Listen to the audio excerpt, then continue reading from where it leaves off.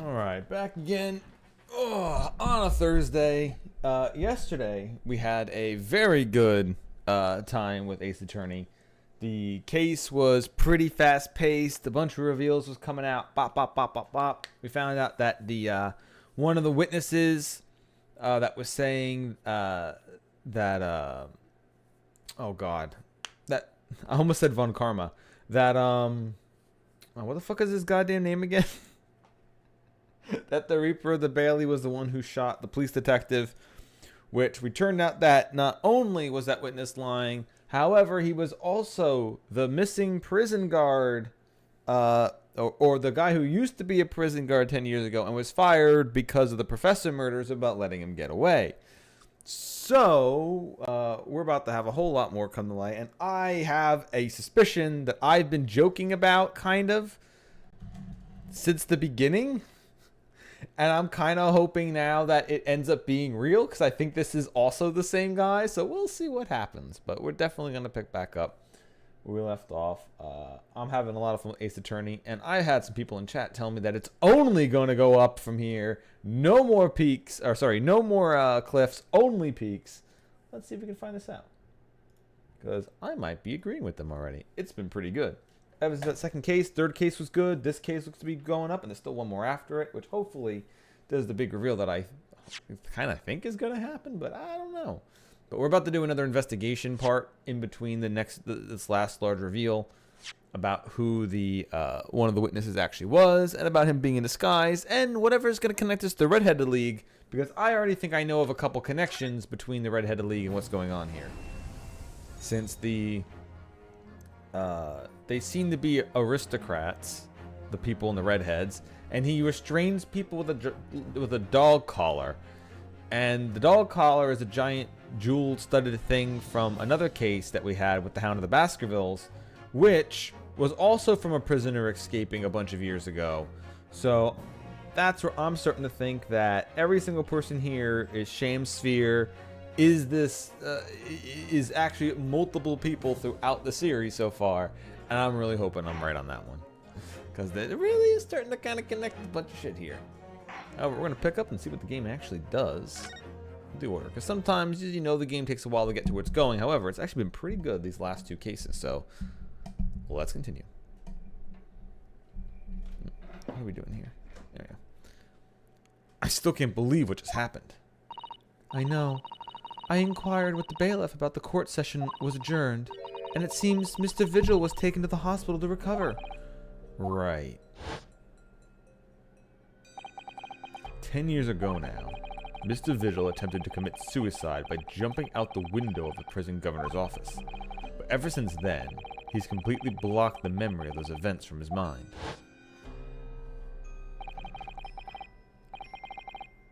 Nobody knew his secret. Not his family, not even the man himself. But I forced it out into the open. It was wrong of me to do that. Was it wrong of me to do that? Did I overstep the mark, I wonder? Bruno! Oh, Iris. We were miles away. Anyway, I've brewed a fresh pot of soothing tea for you. Oh, thank you. You and Susie have had an exhausting day so far, haven't you? Oh. Thank you, Iris. How thoughtful of you. Do you happen to know where Mr. Sholmes is? When he came out of the courtroom back in the defendant's antechamber, he disappeared. Oh, no, I don't know. He just suddenly sprang to his feet and left. All he said was, I must leave. I wonder if he's pursuing the mystery of Inspector Gregson's death. Well, you know what Hurley always saying, don't you? There are mysteries in the world that should perhaps never be solved. For the construction and solution comes only at the expense of the destruction of something else. What does that mean? He knows very well that when you open someone else's old wound, you often open your own too. But he just can't take his own advice and leave well enough alone. Solving mysteries isn't too important for him. That's so true. But that's what I like about Hurley after all. I suppose that's a lot of great detective in some ways. So then, let's have tea, and then I'll give you a hand. Oh, do you have time, Iris? Yes, I finished this month's manuscript at last, with barely a day to spare before the deadline. Oh, I'm so looking forward to it. A brand new story to read in the adventures of Sherlock Sholmes. You know, I always hide Hurley's violin in the days before I have the deadline. You do? Poor Mr. Sholmes. I'm sure that's very wise, Iris. How sensible of you. Now then, my dear fellows, let's make a plan of action before we continue our investigation.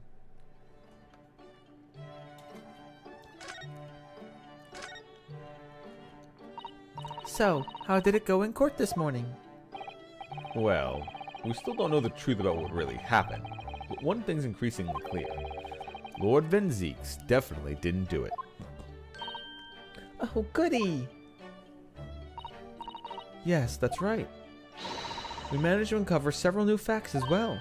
Oh, really? And there was another development too. Kazuma. Yes, it's quite clear now that Kazuma-sama is not himself. The way he's acting, it's almost as if he's possessed.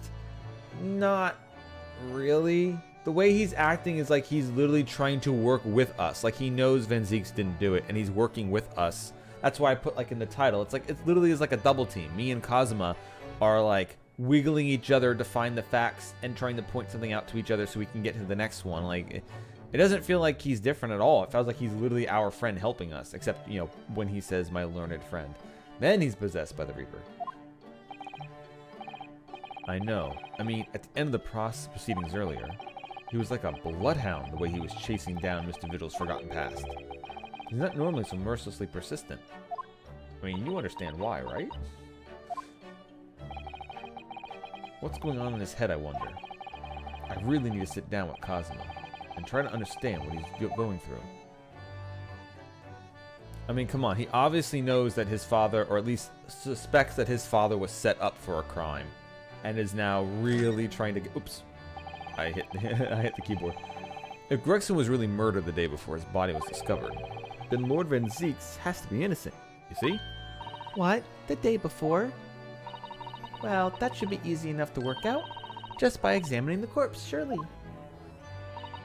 Yes, you would expect so, but curiously, no time of death was included in the autopsy report. Huh? That is curious. There are still unanswered questions about Lord Van Zieks, though, aren't there? Do you mean... I mean, what was he doing there in the Fresno Street in the day of the first place? Well, according to the man's testimony, he said he was investigating Inspector Gregson, didn't he? And it turned out that little room was actually Inspector's secret office. Oh, that sounds like it has all the makings of a wonderfully devilish plot. But then, why was that notice board in there all covered with all these particular papers? Papers about cases with a link to the Reaper. I'm starting to get a bad feeling about all this. Oh dear, that sounds more like something horribly devilish. We must start by looking into Inspector Gregson's movements of late.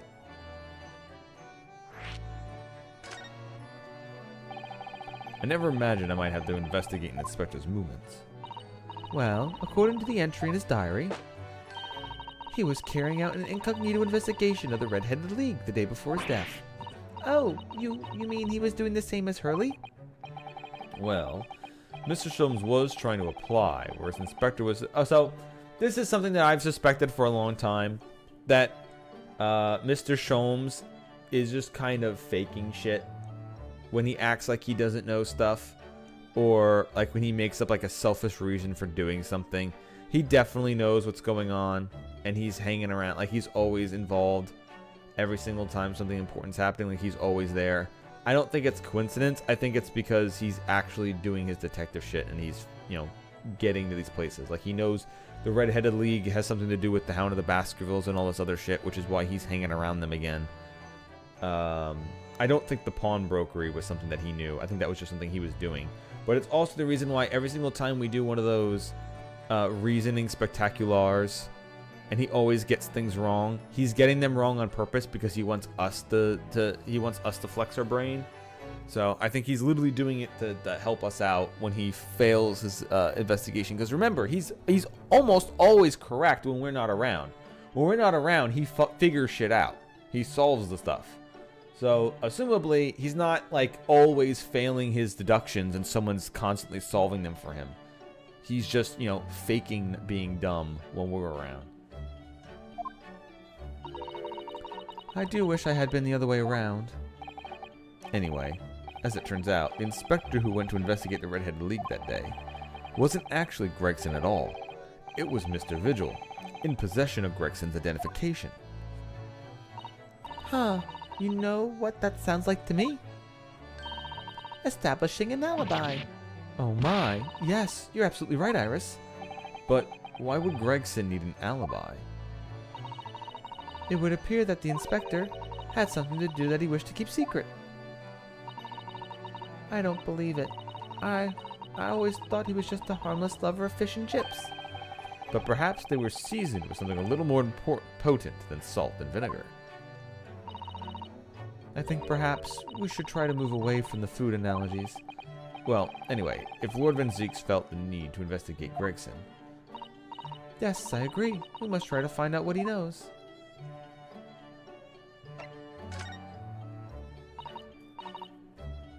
Vigil, you say? Isn't that the name of the lady who came to visit Hurley yesterday? That's right. To ask Mr. Sholmes if it would help her to find her missing husband. Only Mr. Sholmes completely passed the buck to us because he knew it was going to be important, so he pushed it to us. Actually, didn't you say that Mr. Vigil had taken us to the hospital? Do you know which one? Okay, so how do you feel about the trope of the guy who always knows something? Normally they kind of do that with like the villain. Aha, I knew that this was going to happen and therefore I did this and I set this up. But how do you feel about that same trope for the other way around, where the good guy is always, aha, I knew this was it, so I helped lead you to it. I don't know. Those things are always kind of feel annoying when just somebody else just always knows something. Like it's also annoying, like there's like a D&D game that I'm playing, and like the bad guy seems to just like be almost omnipotent. So it's kind of like, well, what actually can we do? Can we actually do anything without him knowing? And then it's like, oh yeah, well of course you can. But it's never framed that way. Like if we tried anything else, it would be like, oh, he knew. So it's always one of those weird things about the villain who like, aha, I knew everything and I planned it out. This has been 20 years in the making that I've had all become a master planner thing. Like that thing's always just kind of annoying sometimes. But I don't know. I don't know if it really is Sherlock Holmes is doing that. Or sorry, Sherlock Holmes is doing that.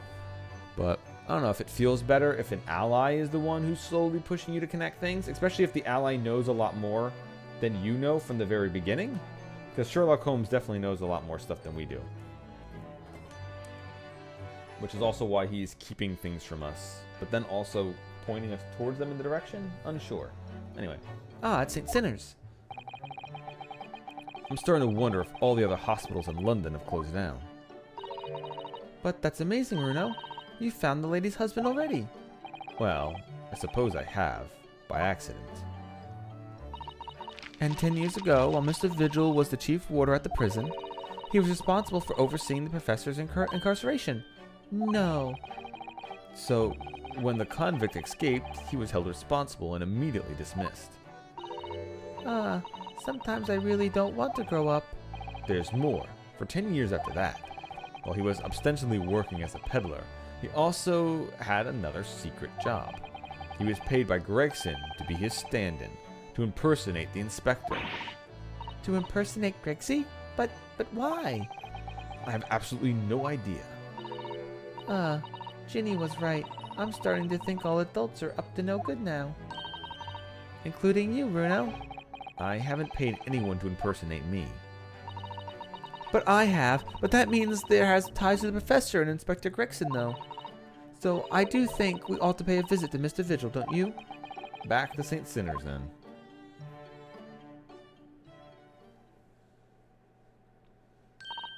Well, I think it's clear that what we need to do, isn't it? Let us investigate, my dear fellows. Oh, Iris, you're even more enthusiastic than usual today. If anyone has anything to hide, my special Wilson shooting iron will soon set them straight. That water pistol? It's stuffed full of piping hot extra special blend of mine. Then I'm quite sure it'll be very effective. I better be careful not to hide anything. Well, it feels a little strange that Mr. Shulman is nowhere to be seen, but still, that's kind of normal. Let's go and see what we can find out. Yes!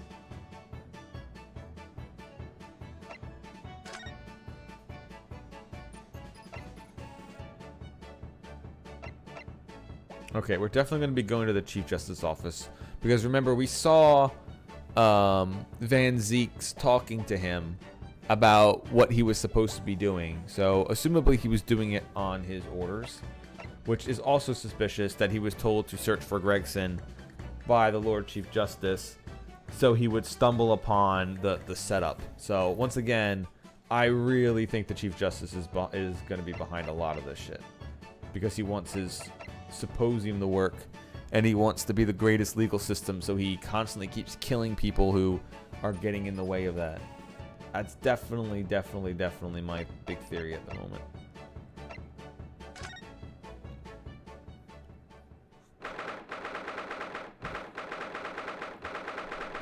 Second November, St. Sinners Hospital, Ward 3.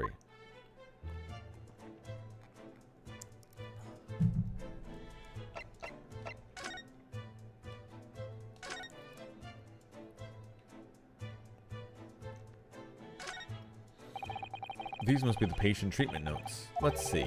Tendency to jump from windows. Remember to place cushion at base of wall outside. Aren't we a story up from the ground here? Oh dear. Poor Mr. Vigil. I can't help feeling that there's a better solution to the problem than a cushion, though. Finding something you've lost isn't always a happy experience, it turns out. Pursuing the truth can be a very dark business sometimes, can't it? Yes, I'm afraid it can. But he's not here again.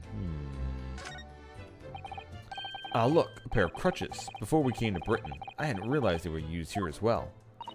I imagine they were imported into Japan from Great Britain in the first place.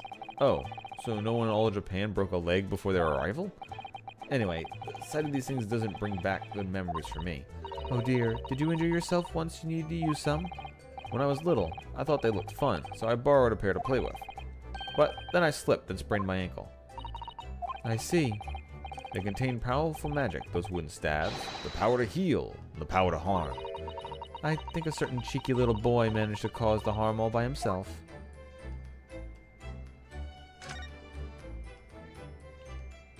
Alright, so it mentioned about coming here, but then he's also not here. The notice caught my eye before, actually.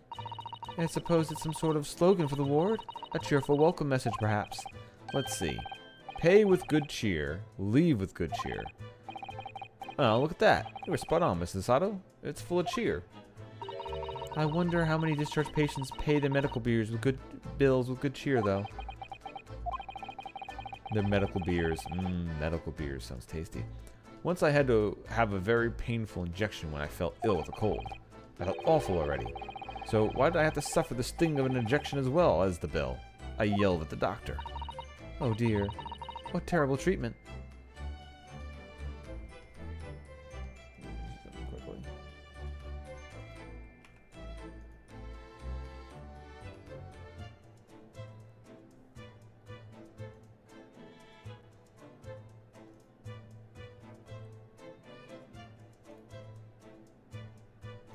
Okay.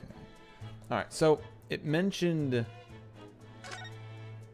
coming here, but then he's also not here. So are we supposed to look for clues that have something pop up, or are we supposed to come back here later after something else? There are lots of bottles in that cabinet there, aren't there? Do you think it's safe to keep them there? Hehe. If you were a patient here, I'm sure you would take some medicine by mistake when you were half asleep. That's a worry, but at least the cabinet has a lock, even though it's a flimsy looking one. Oh, I've no doubt you've managed to unlock that somehow while you were half asleep as well. There are limits to what even I can do when I'm half asleep, you know, Mrs. Sato. Yeah, okay, it feels like there's nothing here yet, then. I guess we'll do this in a row. Down in order.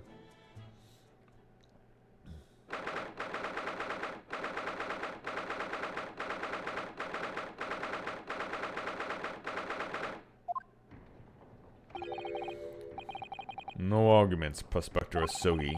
You will continue with the trial exactly as I instructed. Is that clear? Perfectly. It's Kazuma-sama. Defying Lord Strongheart by the sound of it, he never did know when to back down.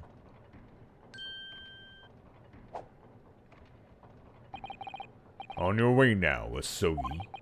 My lord.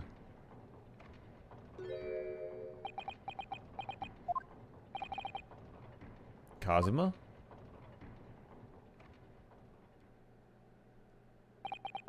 He left without saying a word.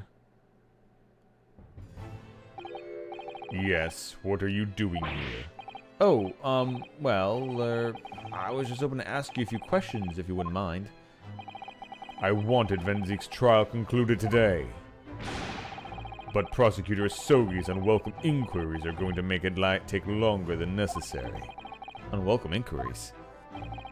As a result, I am losing even more precious time. Currently, 2 hours, 55 minutes, and 41 seconds. 42, 43... Then we must resolve everything before the 3 hours have passed, Mr. Naruhodo. In a miraculous, not even 5 minutes? Anyway, I can't let the man's obvious bad mood put me off. I need information.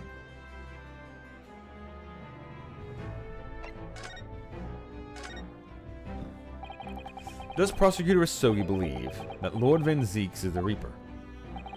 I wouldn't know. It was 10 years ago, in that fateful close trial, that Lord Venzique made a name for himself among the judiciary. But the next trial he fought, he lost. It meant the ringleader of a criminal organization was acquitted, thanks to all the jurors being under duress. But that's awful. The man's freedom was short-lived. It lasted just 3 days. Yes, let me see. He died in a rock slide at his place for work. I believe. Rocks fall, everyone dies. Correct. That was the inauguration of the Reaper of the Bailey. And people believed Lord Venzique was responsible? He was brought to trial himself, but it was shown to have been an accident. So he must have had a solid alibi then. Nevertheless, the mysterious deaths continued. In total, 16 persons perished in unusual circumstances, ostensibly at the hand of the Reaper. That's a long run of coincidences. Well, the Reaper's true identity may be revealed by this trial. And the impact that revelation would have on the British public cannot be understated. Is that why it's a closed trial? Precisely.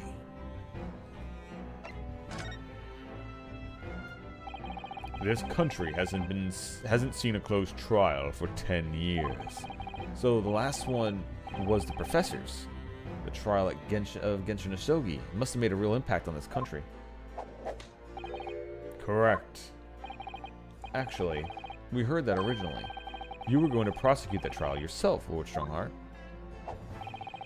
Venzique entreated me to relinquish the prosecution to him, that he might avenge his brother's death. And here we are, 10 years later, with the son of the man Venzique has condemned now looking to avenge his father's death in the same way. They do say that what goes around comes around. However, it would seem that the new young prosecutor is harboring some ulterior motive as well. Cosmo is? I like my organization to run smoothly, in the exact manner that I prescribe. As with the giant clock in here, I wouldn't tolerate a single cog being out of step with the others. Ah, so that's what all these gears are about in here. If the young man refuses to mesh with the other parts of my great machine, I will be forced to take steps. What? What do you mean? Not something with which you need concern yourself. In any case, all your questions will be answered tomorrow. Huh?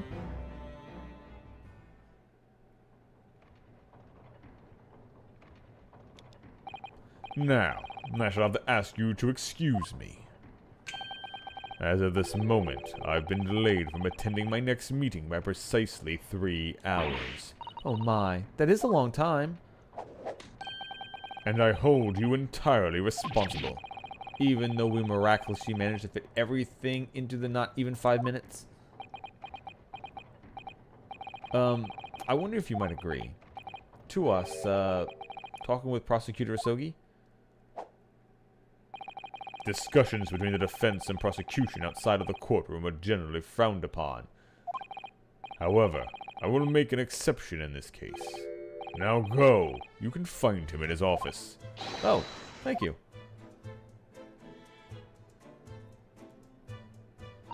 Let's go to see him at once. Mr. Naruhodo? Kazuma's my best friend in the world, but I'm really not at all sure I know how to talk to him at the moment. Oh well, we're gonna have to figure it out.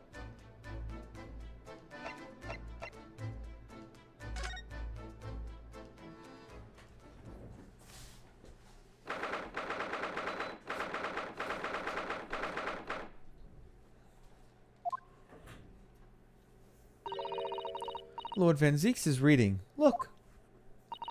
He doesn't seem like he wants visitors, does he? He must have had noticed that we're here, surely.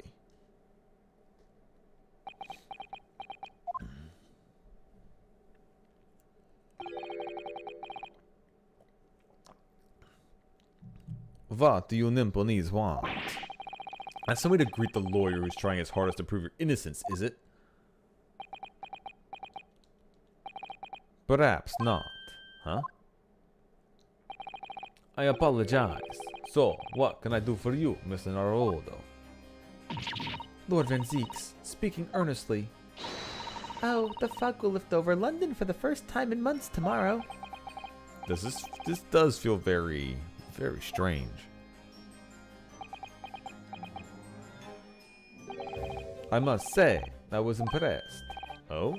Well, thank you. Not by you, by your fellow Nimponese, your prosecutor friend. Oh, I see. Yes. It's sardonic, don't you think? For a man such as me, so loathing of the Nimponese, to be entirely at the mercy of you, the two of you.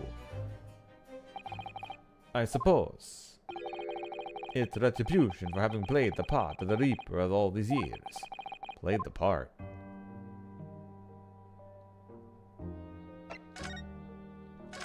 Reaper's identity. You once told me that you gladly allowed people to believe you were the Reaper, because it helped reduce the amount of serious crime that took place in London. If keeping quiet and playing the part benefits the cause a cause I myself am committed to pursuing, then why would I choose to say anything? But the henchman of the criminal killed by the Reaper attacked you only the other day. And that was just the most recent of many attempts on your life, wasn't it? Someone is clearly profiting from the silence about all this. Someone is using you. Believe me, ever since the Reaper first appeared, I've been doing my utmost to expose him. Or rather, expose the organization. Ah, it's a whole organization? It's inconceivable that all those accidents were orchestrated by one man. No, the Reaper always appears to have very accurate information about the accused in each case, which can only mean that somebody at Scotland Yard is involved. Someone at... You can't mean... It's taken me many years, but I finally identified the central figure of this Reaper organization. Tobias Gregson. No. Gregson? The Reaper?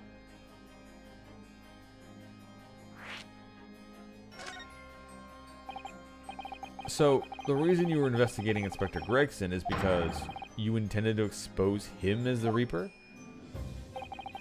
As I said, the Reaper of the Barely is no single person. It's a highly secret organization with the close ties to Scotland Yard. but there's no doubt that Gregson was a key member of the organization. I don't believe it. Are you saying that Gregsy? That he was behind all the awful criminals meeting there? Gregson didn't do the dirty work himself. Oh. He was the tactician. His job was to covertly investigate the marks and plot their assassinations. In order to do that without arousing suspicion, he regularly needed to affirm alibi. Which is where Mr. Vigil came in, posing as the inspector. Vigil knows nothing of the Reaper, but the room he rents on Fresno Street was almost certainly the headquarters of the operation. Gregson would have met the assassin there for briefings. So, we don't actually know who carried out the killings then. Actually, I do have a name. You... what? Well, if you can say the name, if you can name the man, you have the true identity of the Reaper already then. Or, if I can name the woman. Oh? You're not saying... okay, it's not Gina. I'm about to say, you can't say it's Gina. Gina wasn't even close to this. She's a young woman by the name of Asa Shin. Wait, what? Shin? Miss Asa Shin. The true name of a terrifying killer I know only too well. Yeah, but she's dead. She came to Japan posing as a visiting student and murdered Dr. John H. Wilson. Then, just when it seemed the diplomatic protection would help her escape Japan and conviction, the mysterious woman was herself murdered in a small summer beach hut. And that woman was actually the Reaper of the Bailey?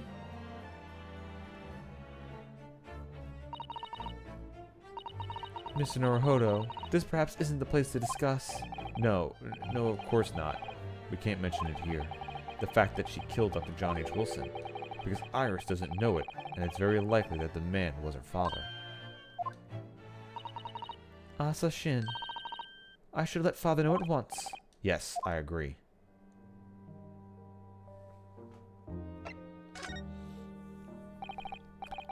Kazuma, isn't it?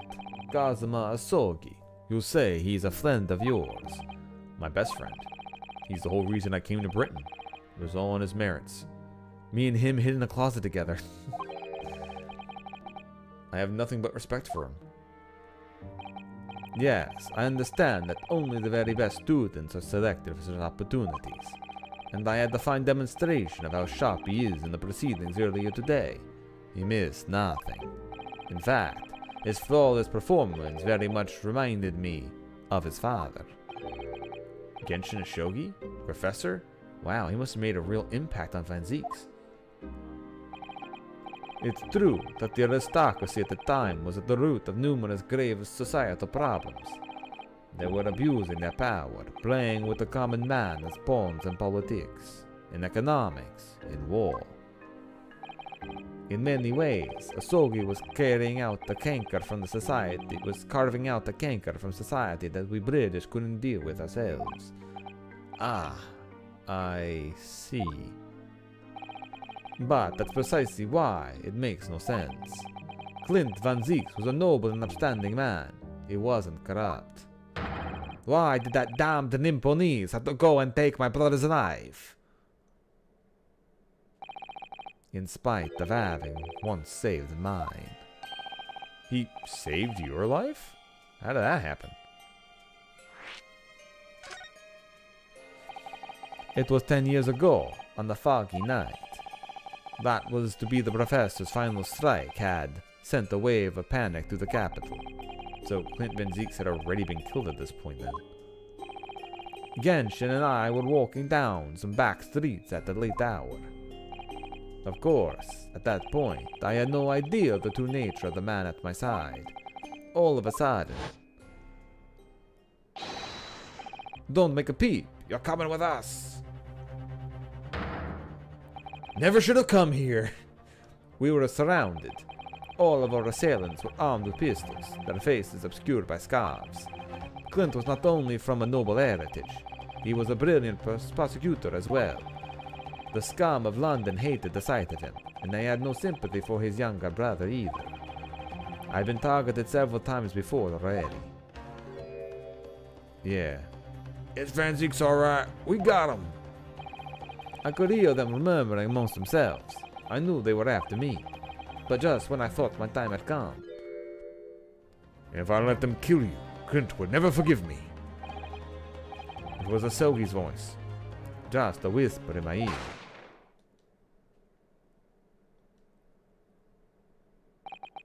After that, I don't remember exactly what happened.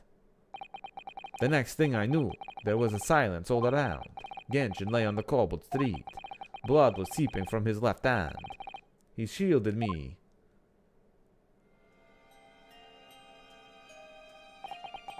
2 days later, they arrested him, on suspicion of being London's most notorious mass murderer ever, the Professor.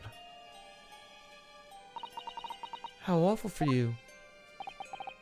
All at once, I lost the brother I revered, and the foreign friend I had in such high regard. Well, you're the one who prosecuted him, so that's your fault. I'm so sorry, Lord Van Zeeks.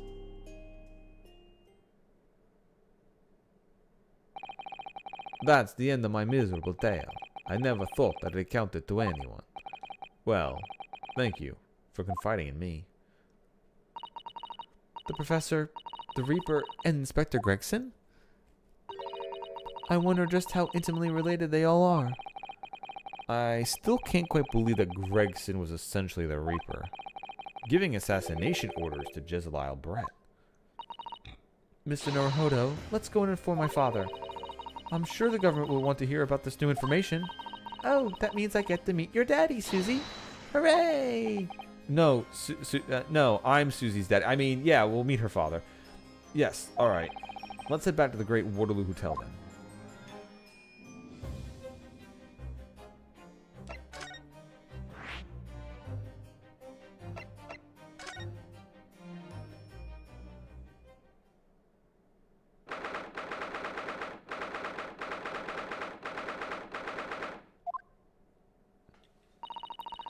I thought it yesterday and I think of it again today. This place is so princely. It's a wild guess, but I have a feeling you'll think the same tomorrow too. My tea has a finger fragrance that whenever they're serving in the tea room here, though, my tea has a finer fragrance than whatever they're serving here in the tea room here. Wouldn't you say? Ah, look what we have here. Is this an unsuspected pleasure? Ah, Father. Oh, is this your daddy, Susie? How lovely. What a charming young lady. And you are? What weirdo is this? Ah, really? So you're the author of The Adventures of Sherlock Holmes, are you? That's me, Iris Wilson, at your service, sir. Susie's been such a wonderful friend to me over the last years, you know? Well, if you ever want to stop writing stories about that Sherlock Holmes, you can write them about Spider-Man and what a menace he is. Well, Miss Wilson, I must say I read your work regularly and with such interest. Iris actually lives with Mr. Sholmes, you know, Father. Is that so? Well, perhaps that goes some way to explaining the bright look in your eyes. Hee hee. You wouldn't be smiling so airily if you knew just how bright she is, believe me. Now then, young Naruhodo, it was a pleasure seeing you in action earlier. As an invitee of the symposium, I was allowed to observe from the gallery, after I twisted some arms. And I must say, it was truly an exemplary performance. Oh, well, thank you very much. Although, I'm fairly sure you omitted by Cosma on the end there. No, please don't misunderstand. It was you who impressed me. Really? You didn't miss a step against Asogi, and we all know how capable he is. Really, to have him matured into such a fine defense lawyer in less than a year, is quite extraordinary. It's very kind of you to say so. And really nice to hear. What I saw in court today confirmed that I've been hoping for. The favor I mentioned yesterday, Naruhodo. I trust you haven't forgotten. Oh, no, you did mention something, didn't you? But first, we have something to report, Father. Of course, of course. Shall we take tea while we discuss the matters further? Huh. I wonder where Judge Jikoku has got to.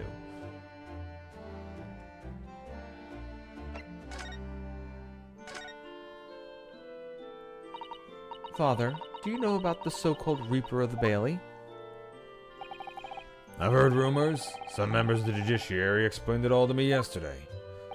Of course, when I was visiting student here in London, the Reaper was yet to emerge.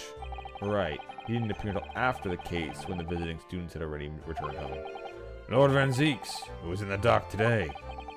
That was Barack, the younger brother of Clint Van Zieks, I believe. That's right. And he is known throughout London as the Reaper, as you've heard. But the truth is, it wasn't him behind all those mysterious deaths. It was somebody else. I see. So what you're saying is, there's been a professional killer at work here. Exactly. Someone by the name of Asha Shin, in fact. I beg your pardon? You meant to say Spider-Man, didn't you? He's the one behind did you say Asha Shin? You mean that Jezebel Brett woman who was responsible for killing my great friend? Oh no, a friend of yours was killed? Professor Mikatoba, I think perhaps we shouldn't discuss this right now. Huh? Because the friend the professor's talking about is Dr. John H. Wilson. And that's not something he wants Iris to find out. Not like any of this. Not like this, anyway.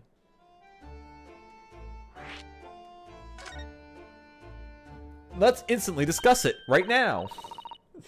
I've just remembered something. Biscuits. This hotel has the most delicious looking biscuits. I was rather out of the blue. She's doing this deliberately. I think I'll go and see if I can purchase some. I wonder, would you like to come too, Iris? Oh, yes. You just try to leave me behind. So that young girl is called Iris Wilson, is she? Yes, that's right. And she's the author of all those adventure stories starring the great Detective Sholmes? But the name of the credited author isn't Iris, is it? It's Dr. John H. Wilson. Yes, I know. That's the name of her father, you see. Her father? Dr. John H. Wilson. I was deeply indebted to the man for all the kindness he showed me during my time in London. That's why I was keen to reciprocate and invite him to the Imperial Yumi University for 4 years ago. But he was murdered last year by Jezebel Brett. Why? Why would the hand of the Reaper stretch all the way to Japan? Iris knows nothing about the case, but it seems very likely that the victim, Dr. Wilson, was her father. Well, I can't say that we ever spoke about this family, so I don't know if he had a daughter or not. But I think I can say with some certainty that he was never the great detective's partner. So, it could have been another Dr. Wilson, you think? Well, John and Wilson are both common names after all. Still, it's probably best not to mention this to the young lady until we can be sure. What are you talking about? My father's been away, but he's just been over there the whole time. That's what we thought, yes. We're back with the cinnamon biscuits. Oh, they smell delicious, Iris. I think cinnamon will go very well with the tea they serve here. Don't you, Susie? Yes, I'm sure you're right, Iris. Or the even funnier joke, well, yes, my dad's been dead for a long time. I've known he's been dead for a long time, for 10 years in fact. When I was saying he was far away, I just don't like mentioning that he was dead. Is that something wrong? God damn it, Iris. I haven't seen Judge Jikoku for a while, have you? Or even funnier, my dad just has amnesia. He forgot who he was. Guilty! But that guilty is still ringing in my ears. No, now that you mention it, I haven't seen him since this morning either. I suppose since the symposium's opening was postponed, we'll have gone to explore the great exhibition. That reminds me of something you mentioned yesterday. About Judge Jikoku having once been in the dock himself. Ah, yes. It was all tied up with that accused trial. A cursed trial. A closed trial of Kazuma's father. Seshiro was trying to mitigate Genshin's guilt, so he took the stand to testify. He figured it would make a great impact on the trial. But he got a little carried away and, actually managed to break the witness stand. Oh my. He also said some contemptuous words about the British Empire, for which he was charged. Oh dear. Although, it's worryingly easy to imagine him doing that. Well, it was all right in the end. He was acquitted and we returned home to Japan together. Thank goodness. Ah, yes. Talking of Seshiro, I have a copy of the photograph we all took together here yesterday. Please, add this to the court record. Oh, what a lovely picture. It certainly seems to shout, "We arrived in Britain." The commemorative photograph has been entered into the court record. Okay. So the judge is somehow involved in this? He does kind of look like a villain with that, with the fucking coat on. None of us had any idea what was coming when we took that, did we? Did we? No, that's so true.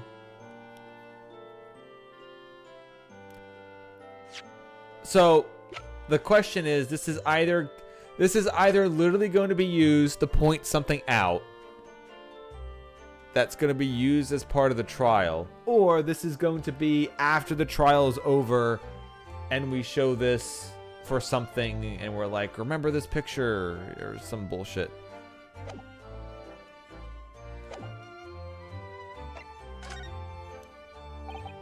So, you mentioned a favor that you'd like to ask me.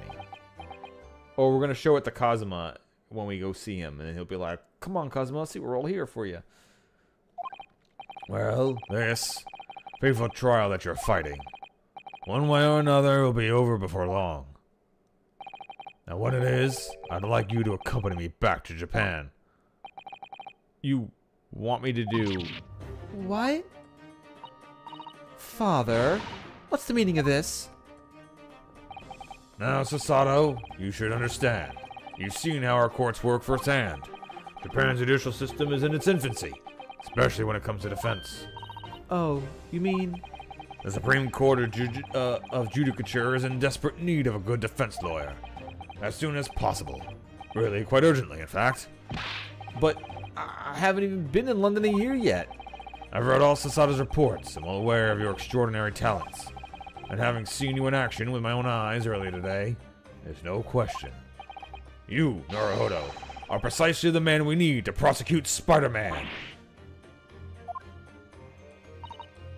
So, you'd be leaving then, Runo? But then, what am I supposed to do, Father? You came here to serve as Asogi's judicial assistant. Oh, yes. She's supposed to be Kazuma's assistant. Our government is still in the process of deciding how to best deal with the situation, though. You've always chosen your own path, Sasato, and I trust your judgment. In this matter also. Father? Please, the pair of you, don't look so downcast. It's merely a suggestion, you understand? A hope, if I'm honest, but I won't force you. All I ask is that you consider it, and come to a decision by the time this trial concludes. Yes. Alright. You won't leave, will you, Runo? The thought I hadn't even crossed my mind. But until now, I've just been trying to do what I believe to be Kazuma's will. But it turns out that he's still alive, so where does that leave me? Oh, also thank you. One of my favorite things I like doing was reading stuff like this is doing the voices. I find it fun. So like doing like old Final Fantasy games or old RPGs or visual novels like this. Although this is a bit more of a game than it is just a flat novel. I like doing the voices for it. It's fun. Well, if you'll excuse me now, I need to telegram the government ministers at the Japanese police with the information about Asashin. Of course, Father. Thank you. I look forward to the next month's installment, Miss Wilson. Oh, good. And please do come back to Baker Street sometime, won't you? We'd love to entertain you. I would be delighted. The best of luck for tomorrow, Naruhodo. And give my suggestion your full consideration, won't you? Yes, I will. Going back home?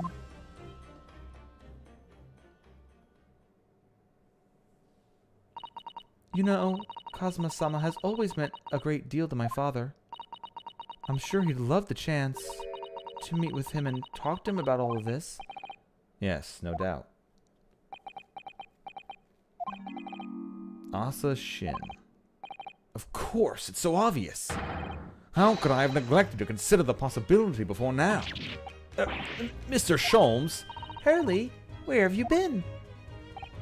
Why, I joined you all for tea, of course. With an extraordinary question. I didn't notice you at all. No matter, no matter. Anyway, more pressing concerns. Mr. Naruhodo. Oh, yes? I must dispatch a telegram to your country at once. It is a matter of much urgency. To Japan, you mean? Tell me, to whom can I entrust the task? Quickly now, who? Well, my father has just now left to send a telegram to the Imperial Police Bureau of Japan himself. I see. Well, you looked reliable enough for a bearded fellow. I don't think what father supports would be considered a beard, Mr. Sholmes. There's not a moment to lose. I just really don't like Viltrumites. I mean, kindly ask your trusty unshaven father to see this sent. I will, but what is it? No questions at this time, if you please, Mrs. Sato.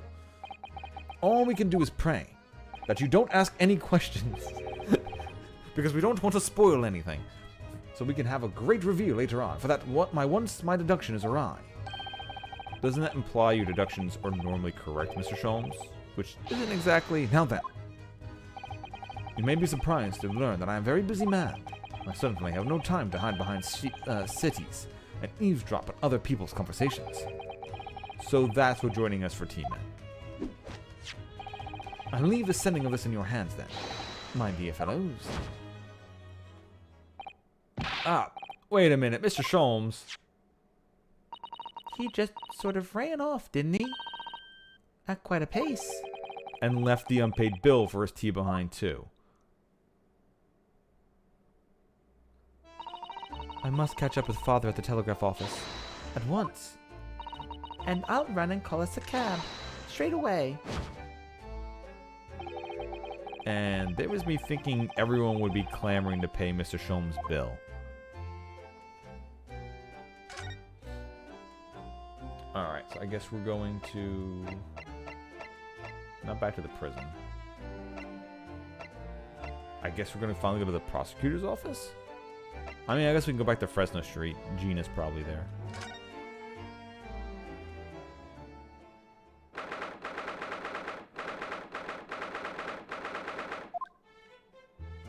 No, Gina's not actually there.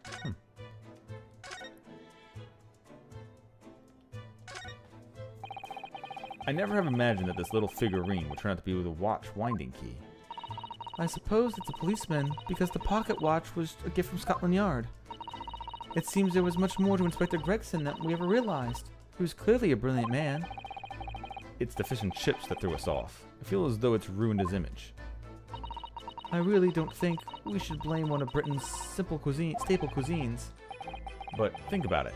Imagine if it was Mr. Sholmes. How would you feel if instead of that old briar pipe that's always in his hand, Mr. Sholmes had a bag of chips? Rather disappointed, I'm honest. Exactly.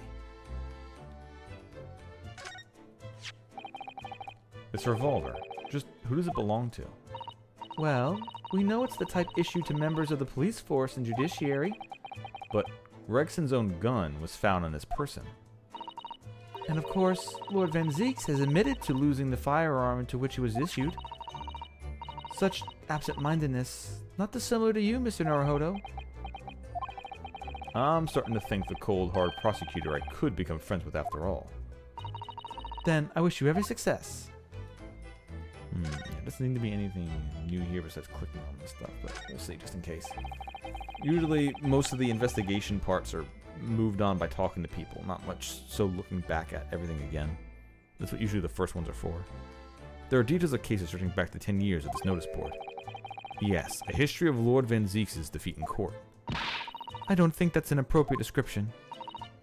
Although, when you consider everything on the board, it's certainly true that all these people had a background of dubious dealings. And in the end, of course, the board itself concealed the inspector's own death. Oh my, it really doesn't bear thinking about. Alright, let's head back for a second.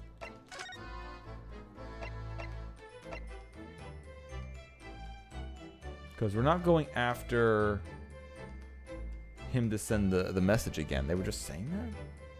Because he's not in the Lord Chief Justice office, is he? Yeah, no. I guess we'll go to and talk to Kazuma. 2nd November, prosecutor's office. So, this is the office of Prosecutor Isogi now, is it? Kazuma-sama is doing so well for himself. Even though he's always forced to kneel on the floor, Japanese style, in that dark corner. It's a habit to sit Seiza style whenever he's working.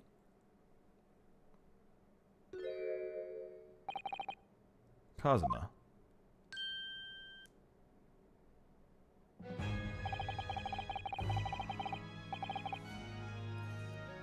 Hey, well, you're typing your messages pretty good so far, so don't worry, man, you're good. But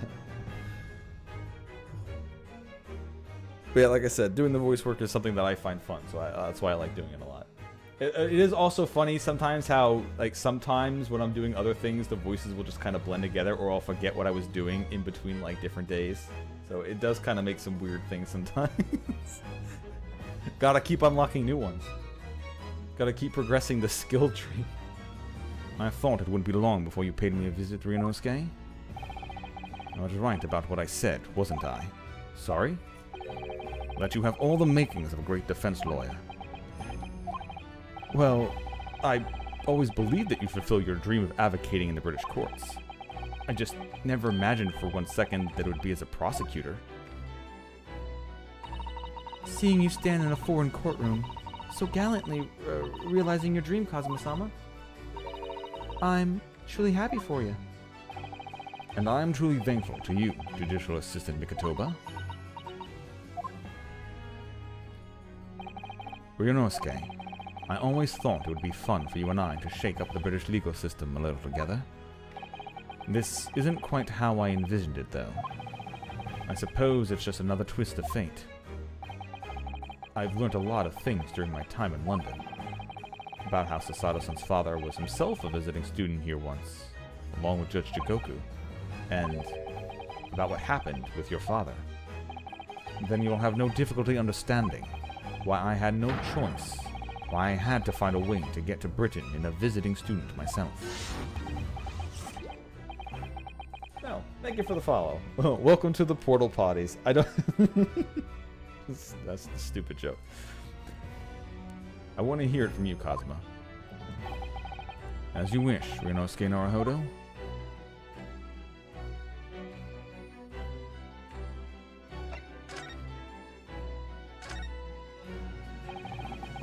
It's getting on for a year now, since what happened on the SS Burya. We were heading across the ocean from Japan to Great Britain. When a bizarre series of coincidences led us to those tragic events, I thought I'd lost my best friend forever. I must have been unconscious for a long time. When I awoke, I was lying on a bed. It was a narrow little room. There was a posy of flowers by the pillow. It took me a little while to realize that I was in the cabin of a ship. I slipped out into the room and headed up to the deck. Were you already suffering from amnesia at that point? Yes. I didn't know what had happened or where I was. There was just this voice in my head. You have something to do, something no one else can know about. Go to Great Britain. Your task awaits you there.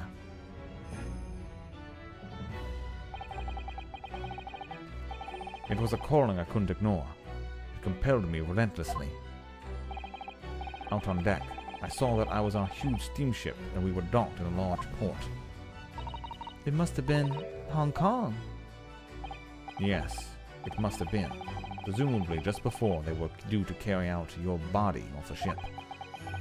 I had no idea of the situation, but I did have the feeling that this was in some way my last chance.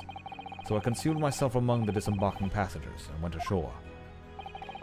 Then I disappeared into the crowded street of that foreign port city, so I could plan my onward journey to Great Britain.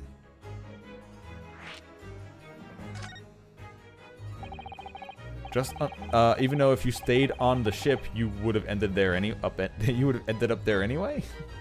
Just under a year ago, with all my past memories lost to me, I was left behind in Hong Kong. Everything was foreign to me. The sights, the sounds, the smells. I had reeled and I was truly at loss. I realized now that I escaped as a dead man, with nothing but the clothes on my back. No money, of course. Oh, how terrible for you. Luckily, though, I had 2 feathers in my cap. One being your knowledge of English, I suppose. That's right. And on the back of that, I was able to pick up some work as a deckhand on a cargo ship. Eventually, after calling at countless ports, I finally arrived at Dover. That must have been 3 months ago now. Your formidable tenacity of purpose showing itself again. I mean, the man had lost his memory and had literally nothing to his name. But he still managed to make his way to London on the opposite side of the world. Of course, I had no idea why I'd moved heaven and earth to get here at that point. So, how'd you end up becoming Lord Van Zeeks' apprentice then? That could only be called an extraordinary stroke of luck, really. You see, I was stopped at the border because I had no papers. They took me straight to Scotland Yard. And by sheer coincidence, Lord Strongheart was there to attend the meeting. That's when the second feather in my cap came into play. Would that have been your knowledge of the law? Yes. He probably recognized, he might have known that you were your father's son. Considering how tightly into this case I think Lord Strongheart is intertwined. In fact, I think he's the ringleader, but we'll see what the game shows me. Yes, exactly. Lord Strongheart was curious about the Easterner with intimate knowledge of British law. He took me back to him with the Supreme Court and assigned me to the prosecutor's office. And then, 9 days ago, you finally got your memory back after the trial involving Drebber. Yes, I did. Yep, have a good day, Yutola. Ever since I first met you at Yumi, you talked about your dream. Mark my words, Ryunosuke. I'll be chosen as a visiting student and make my way to Great Britain someday.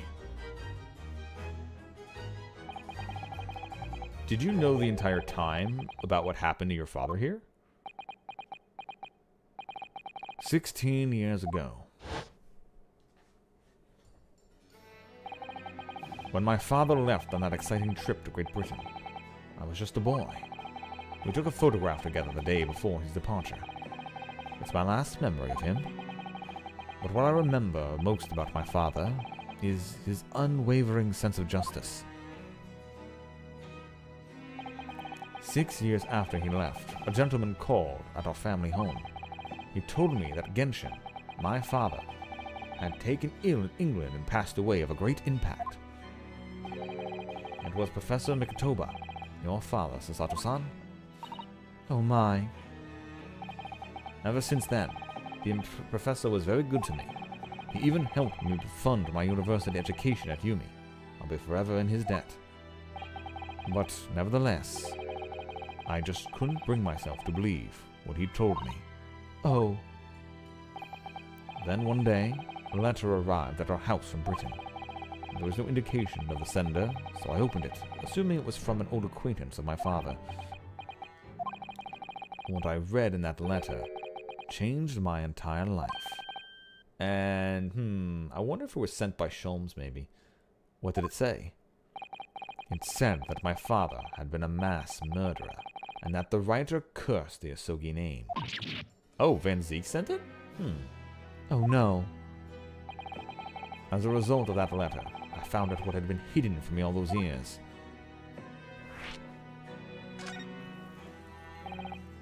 Presumably, the letter was sent from a relative of one of the victims. If whomever it was had been a member of the judiciary, he could have been present at the closed trial. The letter revealed that my father had been sentenced to death, executed for being a killer. I'm so sorry you had to find out that way. I imagine the British government did its very best to silence whoever sent that letter. But someone who knew the truth and couldn't bear the resentment that was always going to be the problem. But still, it could have been written by anyone. Why would you believe such a thing? There was a newspaper cutting included with the letter. It was the first I'd ever heard of the professor, and his terrible killing spree. Well, what did my father have to say about the letter? I couldn't bring myself to show it to him. What? Why not? Because he deliberately concealed the truth from me by telling me my father was taken by a fatal illness. That couldn't have been easy for him, and he'd done it out of consideration of my feelings. So instead, I showed the letter to Judge Jikoku. To the other visiting student. He faltered for the briefest of moments, but then he just laughed the letter off. And in that moment, I saw it on his face.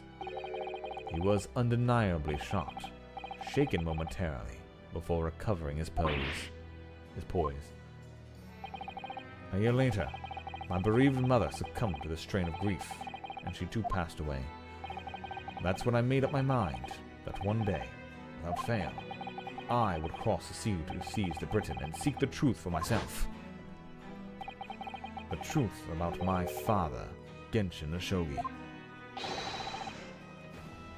I wouldn't let anyone stand in my way. I'd make the greatest of impacts. Oh, Kazuma-sama.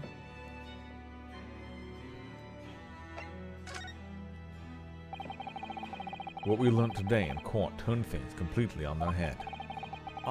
It was an impressive piece of lawyering, Ryunosuke Naruhodo. Lord Van Zieks isn't the Reaper, you know. It almost don't want to believe it myself, but it turns out that Inspector Gregson himself, the victim, was... It's clear that the Inspector was behind the Reaper's activity all along. What? You mean you knew? The real question is, who's been giving orders to the Inspector? It's not the Inspector. The Inspector's probably been following down, trying to find who the Reaper actually is, and everyone's just now blaming him for it, but... Yes, Barak von Zieks is the real Reaper. Huh?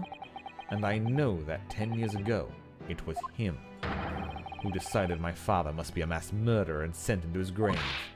No, he was merely seeing that justice was done as the law dictates. He's not to blame. Ultimately, it's people who condemn people. The law is just a tool that they use to do it. I can kind of see where Kazuma's coming on this one, because if it... Like, Van Zieks did not have to be the prosecutor on that one. He could just have let Strongheart do it. But he specifically said, nah, fuck that. Even though I kind of know this person and am friends with him, I'm going to take my vengeance and prosecute him anyway.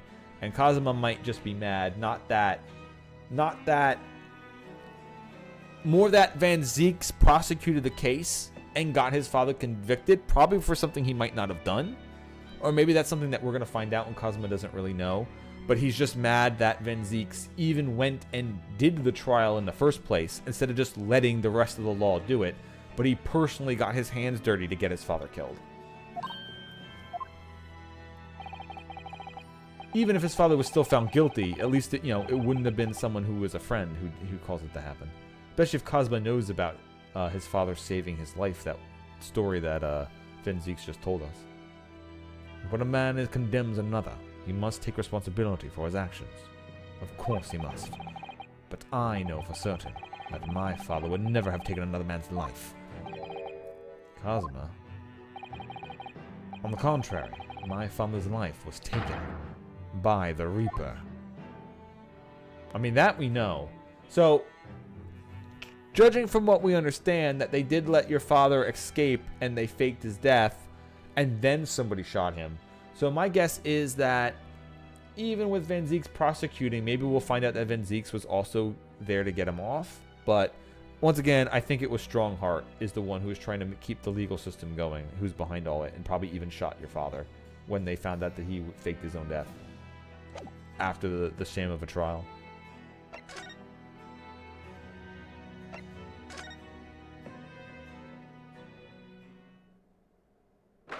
Okay, is he back here yet, or what?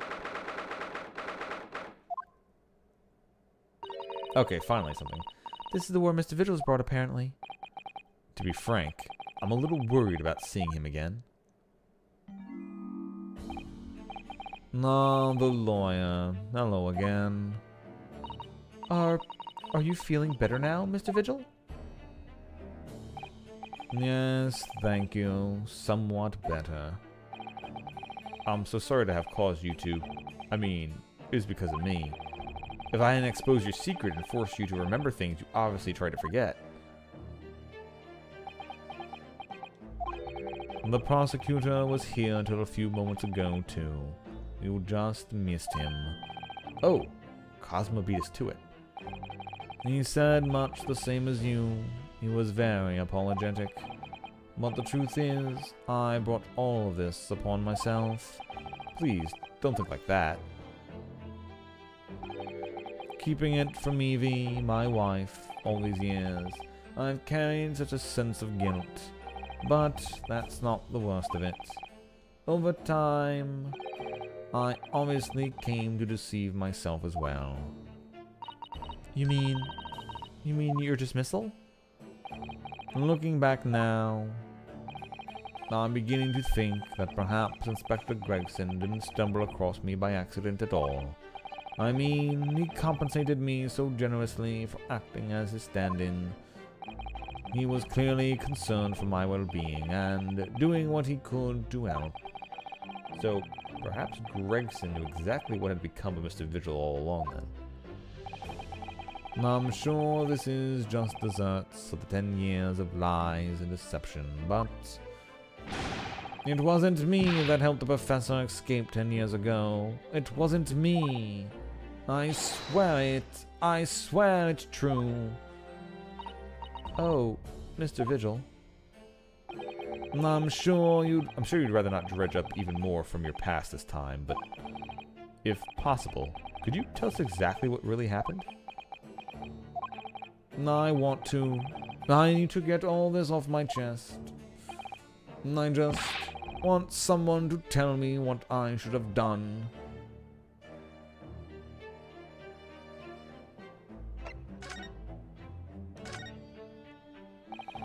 Inspector Gregson was obviously engaged in a special operation of some sort. He was investigating something that even Scotland Yard couldn't know about. Details of the Reaper's marks, yes. It was when he had to carry out those investigations, I would take his identification and impersonate him. You'd pretend to be the inspector and carry out investigations on his behalf? Oh, no, never. A common street peddler couldn't possibly carry out a proper police investigation. All I would do is go to the specified location and make a little hoo-ha. Just something to leave an impression, so everyone there would think a detective called Gregson was here. So, that's what you were doing on the day prior to the incident? Yes, he asked me to make an appearance at the park on Lime Street for the Red-Headed League event. So as usual, I flashed the inspector's identification around and was very vocal about my presence.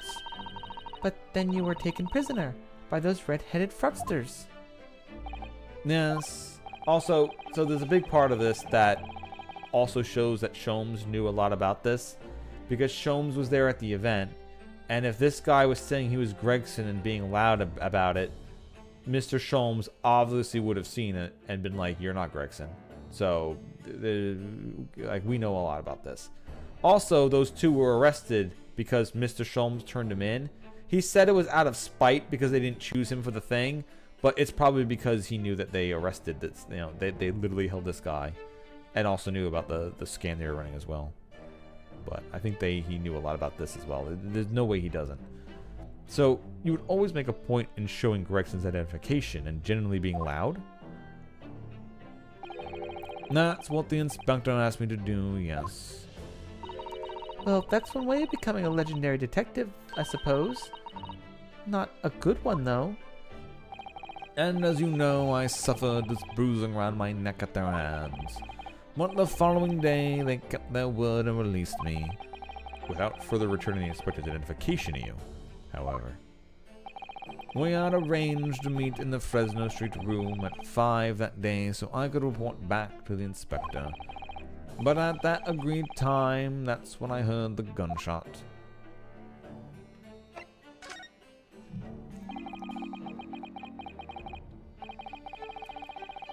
It was at midnight on 17th June, 10 years ago. That was the time scheduled for the execution.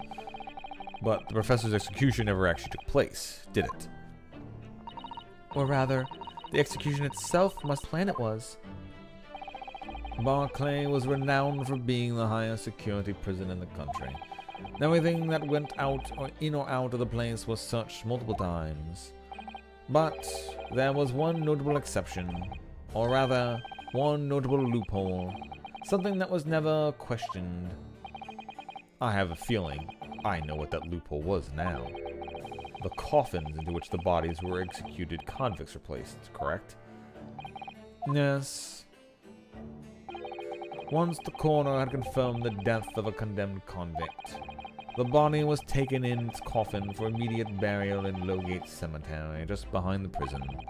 The chief warder first had to sign the necessary papers, and after that, no member of the staff was permitted to touch a coffin containing the body again. When executions took place, only the executioner and the coroner were permitted inside the chamber. I would wait in the adjacent room for word that the condemned convict was dead. On that occasion, once I had that confirmation, I went to the mortuary to find a lone coffin as usual. The procedure was that I would sign the paperwork having checked the coffin, then nail it shut. But for some reason that day, the coffin was already nailed shut. No. I didn't think anything of it at the time. I assumed that my deputy must have checked the coffin and nailed it shut before I arrived. So, you mean the coffin contained... Yes, I could only imagine that Asogi, having escaped his execution somehow, was alive inside the coffin. The coffin was then taken out through the main gates and deposited in Lowgate Cemetery. Presumably there wouldn't have been more than enough air inside to breathe for long. So in the early hours following the burial, somebody dug up the coffin again to get Genshin free. But in the end, he was fatally shot in the graveyard anyway. What on earth really happened in Lowgate Cemetery that night, I wonder? I'm afraid I really don't know. All I can say with certainty are two things. Asogi couldn't possibly have escaped that way without help from somebody working in the prison. Then that somebody was not me. Obviously, you knew the man well then. The professor, I mean. Genshin Asogi. Yes, he made a great impact on me back then. I remember him well, in fact. Would you mind telling us what you know? Well, having been condemned to death as he was, any contact I had with the man was short, obviously. After that trial, which was carried out behind closed doors, attended only by elite members of the judiciary, I called for his execution to be carried out at the earliest possible opportunity. The outcome of the trial was set from the beginning, wasn't it? It was a time of delicate diplomacy, when Britain and Japan were in the process of signing an important treaty. That meant that this potentially destabilizing case had to be dealt with swiftly and discreetly. The man had been less than a week in total. As I was the chief warder, I oversaw this short stay in the cells until his final hour. I remember being struck deeply by his noble character and incredible resilience. What do you mean exactly? He was a killer of many men, but he was always quiet and polite. He was a gentleman and a man of intellect. In fact, I couldn't bring myself to believe what he had done, so I asked him one day, "Those 5 members of the aristocracy whose lives were taken, were you really responsible?" I'm guilty of the unforgivable crime of ending another human's life. Yes. The following day, the closed trial took place, and the verdict was no surprise. Guilty. That night, when he was brought back to his cell, and I saw something unusual. Something unusual? What? The last will and testament of Genshin Impact Asogi.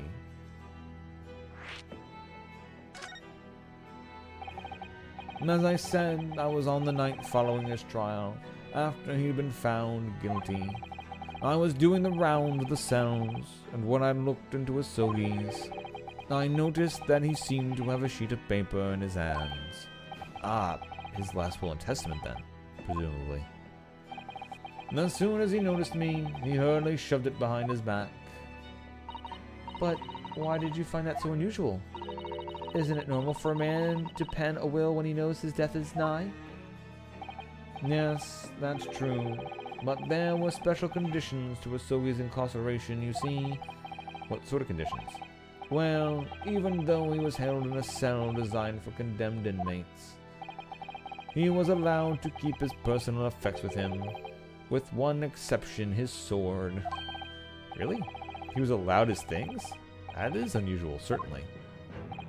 Of course, he'd been convicted of killing 5 members of the aristocracy, but at the same time, he was a guest in our country from the Empire of Japan. The powers that be were determined that his final days shouldn't be needlessly uncomfortable. And what was the exception you mentioned to the personal effects he was allowed? That's the point. He wasn't permitted to have... Oh, writing materials. Okay. So, did he still have his sword the whole time? He wasn't permitted to have writing materials. Specifically, no pens, no paper. So, he was prevented from leaving any written record of what happened to him? Yes, that was the long and the short of it. I've no idea where he obtained that paper. Any writing materials would have been confiscated from him upon his incarceration. And as I said, he hid the paper behind his back, and then he pleaded with me. What did you just hide behind your back? Please, please turn a blind eye. This is my lifeline. But, you know, it's against the rules. You are the only person who's seen. If you just agree to keep quiet. Alright then, but what's on the paper? A last will and testament. This will is the only weapon I have left now.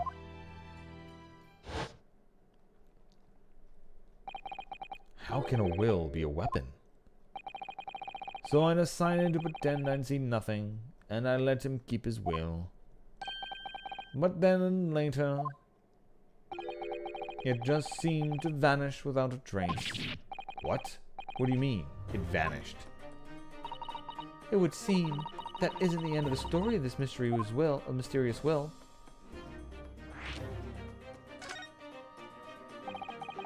I was the only person who saw Asogi's will, but somehow it disappeared. It was after Asogi's execution. Which was actually an elaborate jailbreak. The warders gathered up Asogi's possessions and were in his cell. They were all to be sent back to his family's home in Japan, you see. The poor Kazuma-sama. You're saying that it wasn't anywhere to be found among his personal effects. The will, I mean. That's right, though I didn't search through them myself. But Governor Caden was livid. He was screaming, "It cannot have disappeared completely." That doesn't quite make sense, though, does it? In what way? Well, we'd understood that only Mr. Vigil was aware of the will's existence. In which case, how did the prison governor know to look for it? Oh, yeah, you're right. I really don't know how he knew, but it certainly seemed as though he knew of the will's existence from the outset. Only he didn't refer to it as a will. What he said was... the Asogi Papers. The Asogi Papers? I really can't tell you anything of the subsequent events. Because, well, of what happened. Your dismissal, and the way you blocked it all from your memory by jumping out a window. I'd forgotten all this until today. I don't suppose it's relevant to the case, though. Well, anyway, thank you for very much sharing it with us, Mr. Vigil. We're very grateful. Can't wait to find out he didn't jump out the window. He was thrown out the window.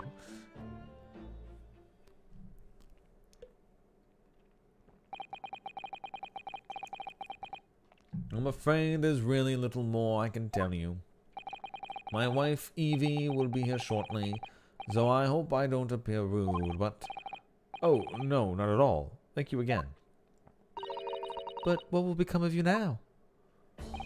Well, impersonating a police officer is a criminal offense, of course. I imagine that once I'm fully recovered, I shall be arrested. Again. I'm so sorry. Don't be, please. This was all my own doing.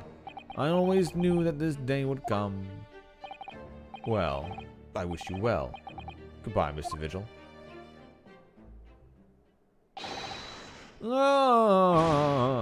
Before you go, there's just one thing.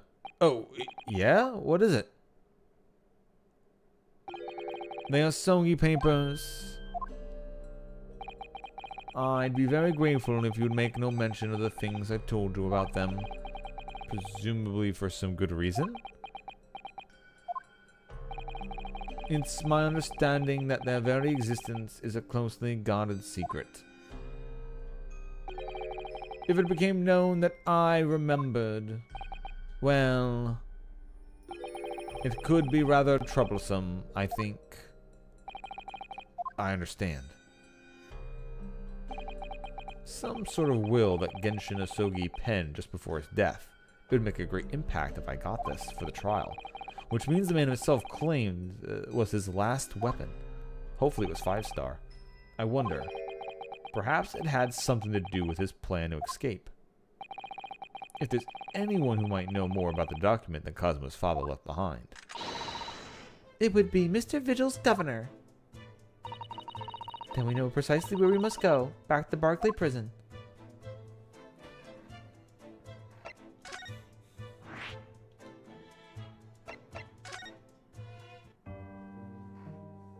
Oops.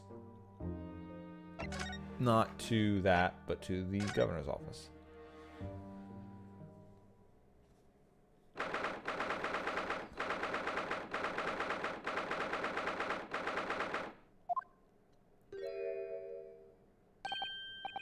Look, back again, are you? Yes. Hello. I've heard all about your investigations. I read the report just now. You found him, eh? Vigil? Yes, luckily. Well, anywho, the laddie doesn't do any work here no more, so your case is not to do with Barclay. I wouldn't like you to get the wrong idea about that. Of course, yes. Mr. Vigil stopped working here 10 years ago now, so... Yes, we've seen his dismissal notice, haven't we? He was given the chop. Oh, come on. You can know very well. So, how about we handcuff Biscuit? Oh, they really are like little handcuffs.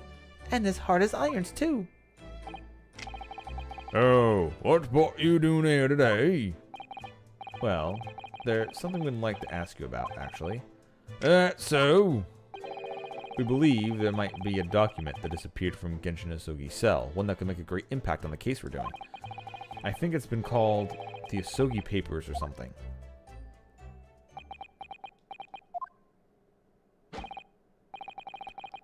Did I no say?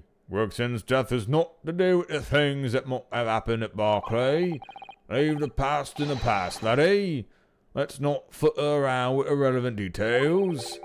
His expressions changed completely. We're clearly onto something. God, he really is about to talk about Nanomachine's son and just punch us in the fucking face. That murderer's box execution and whole miserable escape. There were Barclay's darkest hour, a shocking embarrassment. Because the convict had a collaborator in the prison staff, you mean? Aye, or shame. The coroner confirmed the death of the man after his execution, Courtney Soith, and my chief warder at the time, Vigil, who was in charge of the whole affair. But Mr. Vigil says he didn't know anything about it. And that's good when they say otherwise, eh? More handcuffs. Oh, how could I say no? You can never have too much iron in your diet. When Mr. Vigil had handcuffed his dismissal notice as a result of what happened, he was so despairing, he jumped out of your office window, didn't he? I don't know, like to say, but that's just Vigil trying to get out of it. You don't think he would not have jumped from the shock of his crimes at being exposed, eh? I do. I mean, I know this is the voice I kind of settled on it for him, but I guess it would be more like...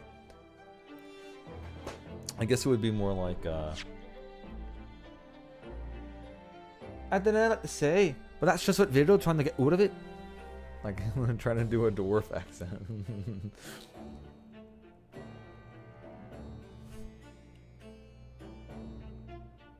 The rascal when they say otherwise, eh? But I have to give it like that's getting close to Gina's voice, and I'd have to do it deeper. The rascal when they say otherwise, eh? I didn't like to say, but that's just Vigil trying to get out of it. Nah, I think I'll just continue what I'm doing. It's fine. Of course, I cannot shun responsibility myself. I shouldn't have let him deceive me. Actually, there's barely anybody that kins to know what's going on around at the time now. With Gregson having been murdered, and Dr. Sight forbidden from having any visitors. No visitors? Someone obviously doesn't want her giving anything away. Well, we're not going home empty-handed. And I wouldn't dream of sending you packing with no kimmer. Here, take this handcuffer too. Oh, well, it would be rude to say no.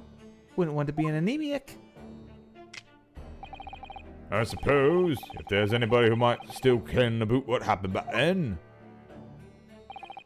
it'd be that lass from the Frontier Division, Maria Gory. Maria Gory? Oh, so I stopped her. She deny him no more, just the one. But there we Barons following in her mam's footsteps. You don't ever see her without a scalpel in her hand. Ah.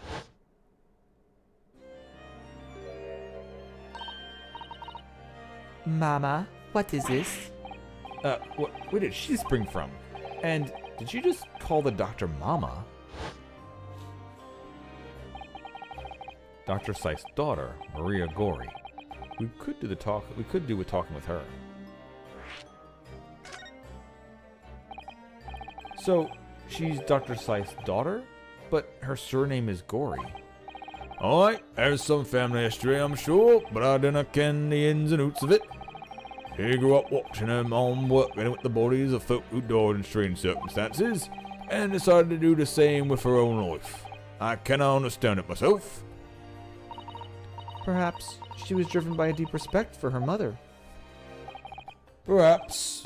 Anywho, she was in charge of Gregson's autopsy, I believe. Right. And the coroner responsible for the incomplete report.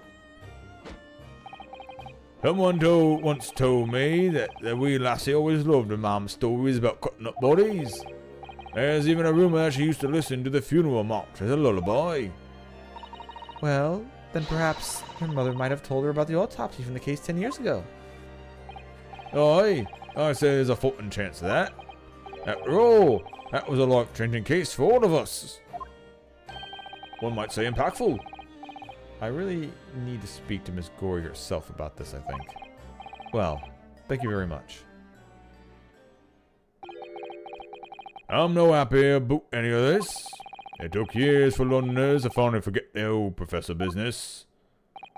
Can you no get up on this, laddie? Stop asking pointless questions. I'm sorry, I don't like dredging up the painful memories for everyone. Can you no just stay away, no? Leave me alone and then I come back here, eh? Nope, gotta ask one more set of questions. How do you come to ken know about that, laddie? There's no many folk even know about the prison who've heard of those papers. Well, I can't tell him Mr. Vigil told me. I'm afraid our sources must remain confidential, sir. We've been led to believe that the papers are actually a last will and testament. Is that right? The professor's, or rather, Genshin Asogi's.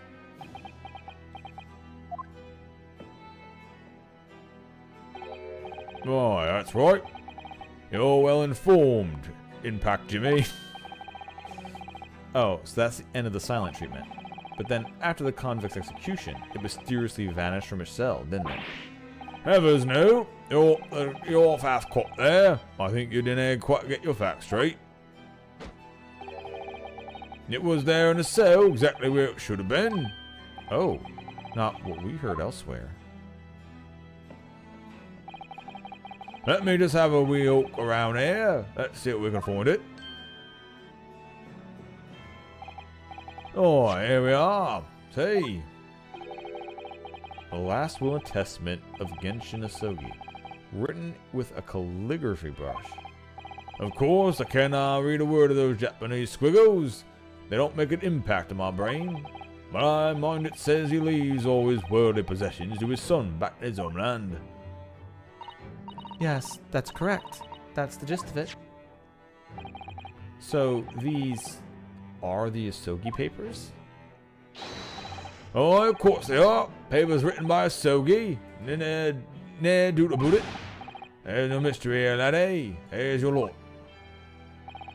After all the astonishing the old slasher of the execution, we sent the man's possessions back to his clan in Japan. That's the end of it.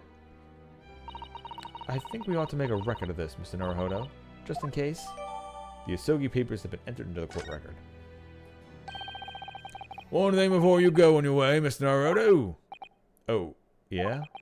Those papers are not what to do with Gregson's death. I prefer it if you didn't make no mention of them outside this office, or rather, I would ne'er just prefer it, consider it an order from the highest levels of the government. I understand. Although they'll be in a closed record and a closed court, so we can do it all we want. The last will and testament of Genshin Asogi that Mr. Vigil claims disappeared after the convict's execution. Apparently, Mr. Asogi described it as the only weapon I have left. Okay, it's not an examinable thing, it's just written here. Okay. Last will and testament of Genshin Asogi. I, Genshin Asogi, hereby request upon my death, any and all material possessions and wealth belonging to me in London be delivered to my son, Cosmo Asogi, in the Empire of Japan. It is with this deep sadness that I accept my fate in this foreign land, in the knowledge that I will never see my homeland or family again, but regret nothing about my chosen path and the impact I have made on this country.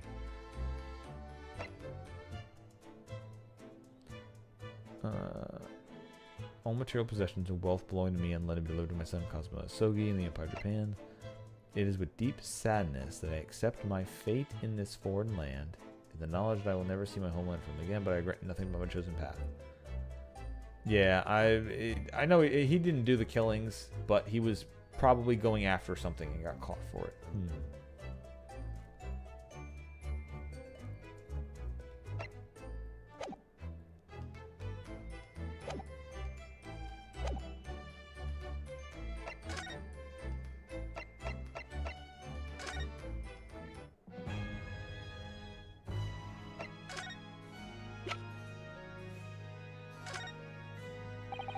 Kazuma, what do you make of this?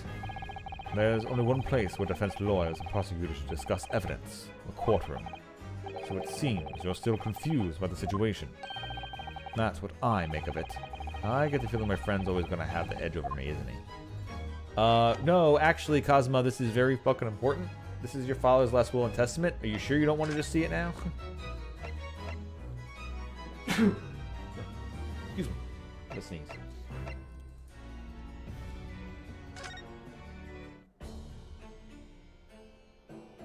Oh, we can't present it to him. Alright, well, the game's telling us no. Just a flat-out no on that one.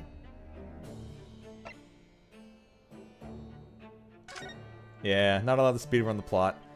Same thing with even telling it to Mr. Vigil, saying, hey, we found it.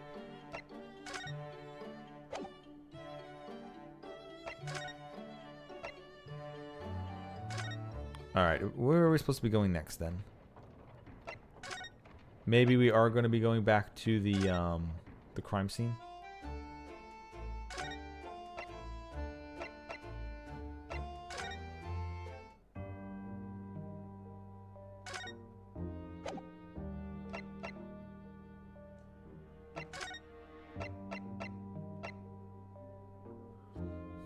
Let's go back to Sholm's suite for a second, then. Yeah, nothing new there. I have a feeling I'm supposed to present something, but...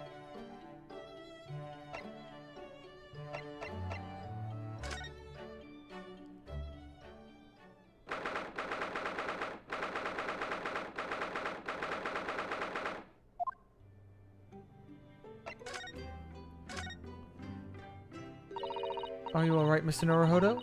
It's rather unusual to find ourselves here in the middle of our investigations. It's just occurred to me that I might have forgotten something when we left this morning. Please, don't worry. As long as you continue to investigate thoroughly, you won't go far wrong. Oh, yes, of course. I must get back to work as soon as possible. Okay.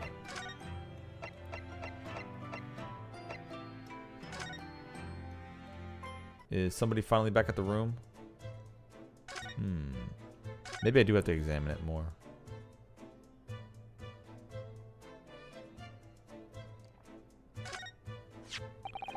It catches your eye as soon as you enter the room, doesn't it? It's such a bright color. It certainly makes an impression, yes. They can't possibly commit any crimes, can they? I mean, redheads stand out like the sore thumb. I'm afraid with our jet black Japanese hair, we stand out almost as much here in London. Ah, I suppose that's true. You mustn't think of committing any crimes, Mr. Naruhodo. I wasn't.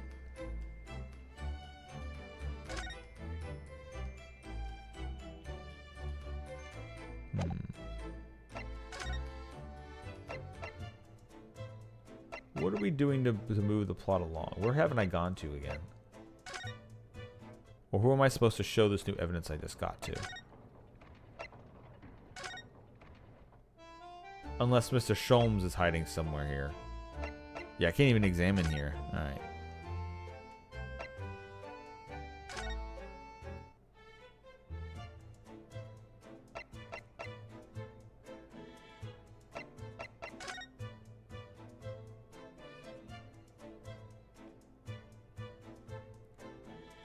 Can't wait till this bird takes the witness stand. I never had expected to find a parrot in a prison. It must be the governor's pet. Given where we are, it's hard not to see the poor creature as a prisoner. Oh man, and this parrot happens to be exactly 10 years old. Let me out! Don't kill me! Ah. Has the bird learned to mimic the plaintive cries of the inmates in the cells? Oh no. He was one of the 3 siblings, you say? And he still calls out their names of his 2 brothers like that all the time. Right. Let me out! Don't kill me! Aye, laddie. You want your dinner, eh? Dinner to do it? The bird's name is Didn't Do It. Okay.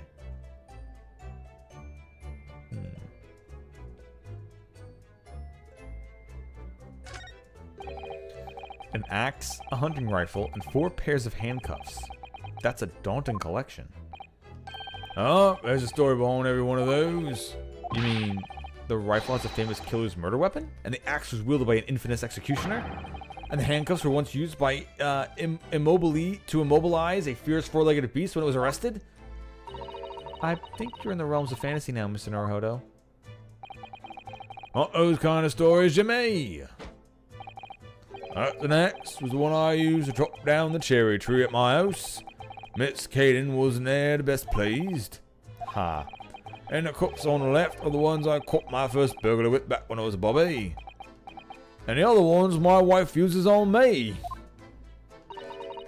Their stories were a little different to those you imagined, I think. Weren't they? Yes, to my relief, and in some small way, my disappointment.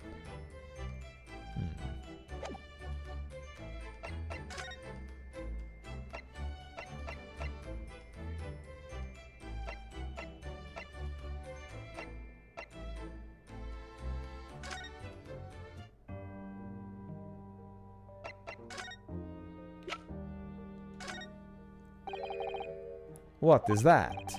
Ah, it's just something I was hoping to ask your opinion about, that's all. It's a serious crime for the defense to attempt to extract information from the prosecution by illegal What?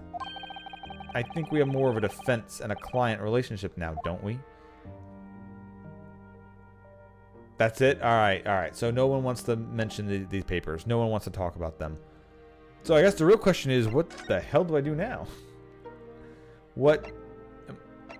Am I just missing looking at something for a second here, or...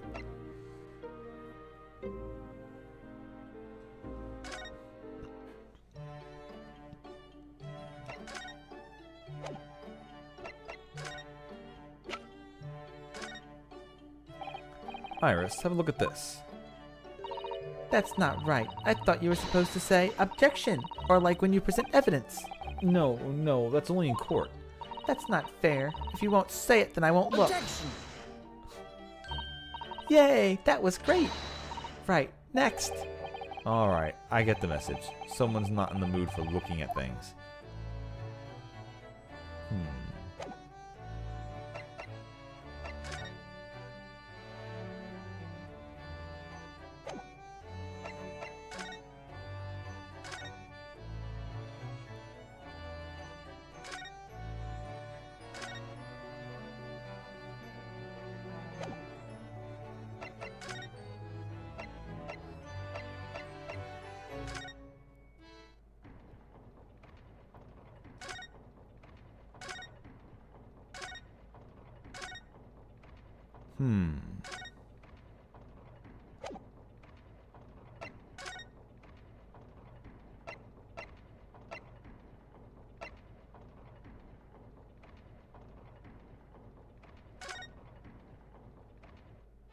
What is the trigger that moves on to the next part?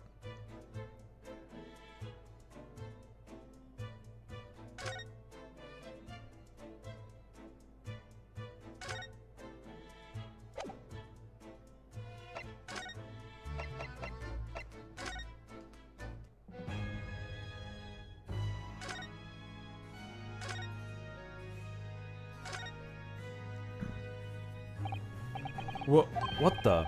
It's a scale model of a crime scene. Oh, yes, I realize that. Does the prosecution office make a model of the scene for every single case? Apparently so. Sometimes it helps to visualize things better and notice things you hadn't spotted before. Actually, the miniature notice board is my work. Be honest, you enjoyed making that.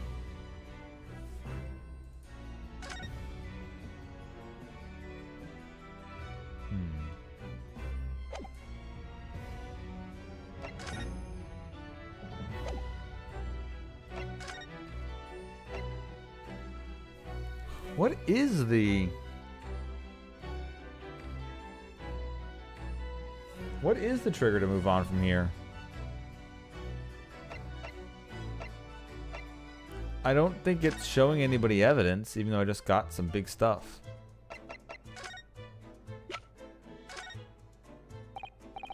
Governor Caden, would you have a look? Yeah, this means it's failing.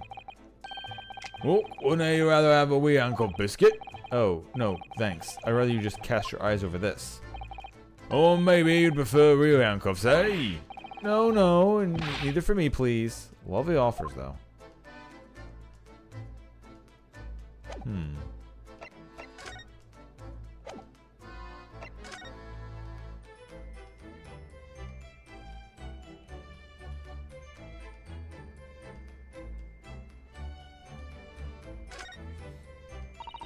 I suppose those are all former governors of Barclay Prison, are they? Either that, or former inmates the governor was sent to the gallows. Oh dear, they all have such a severe expressions. I couldn't deny either possibility. Especially the one with the extreme right. His expression goes beyond severe to a whole new territory. That one's me. Oh, I'm terribly sorry, sir. Is it a prerequisite for the job, perhaps? Having a severe expression, I mean? Of course it's not, although it is taken into consideration. A lot.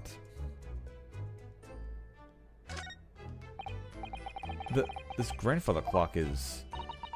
It's fitted with a terrifying blade that keeps dropping down. It's mounted on a guillotine, a French execution device. You might have heard of it. And yes, before you ask, it can chop. Heads off, you mean? Others, no. Carrots and parsnips and so forth. Oh, If you place a large carrot at the bottom there in the morning, by evening I've been cooked cleanly in two. well, the blade must have almost an indescribable edge on it then.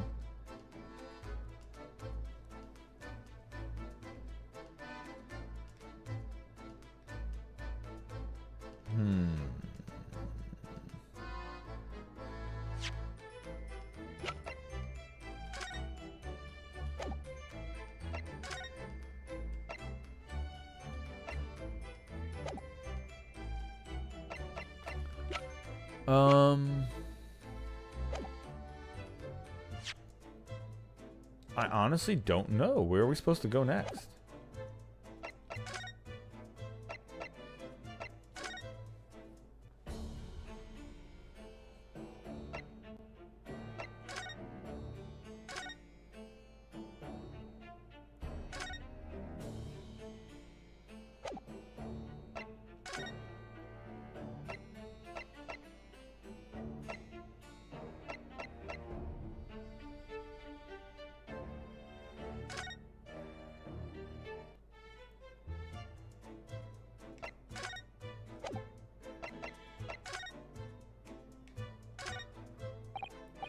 Excuse me.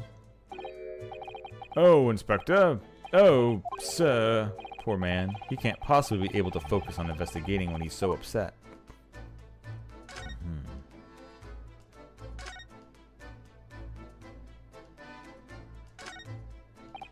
The photograph of Miss Vigil.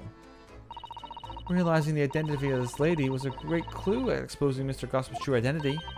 He obviously loves his wife very dearly, which is why he felt he couldn't tell her the truth.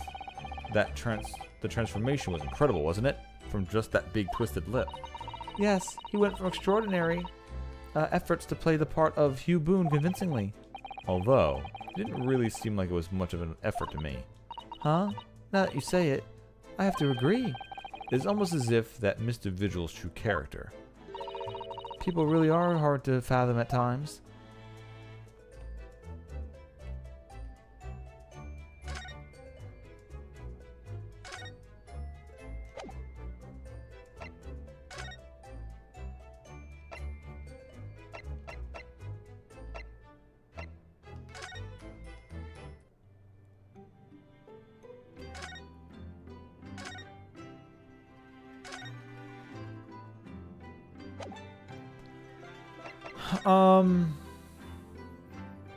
What am I supposed to do?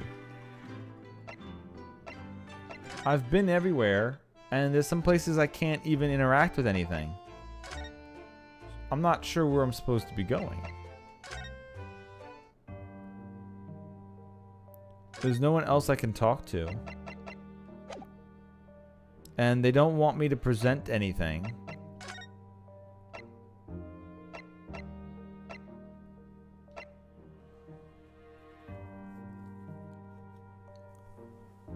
Unless I'm supposed to show this to Kazuma.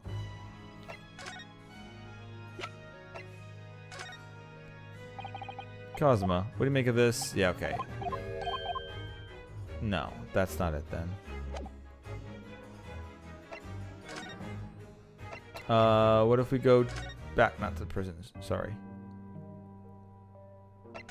What if we go back to the governor's office and we show him the picture with Jakogu and everyone? Oh, we can't. No, wait, I gotta go percent, dumbass. There we go. Governor Caden, what do you make of this? Oh, we have a biscuit, okay.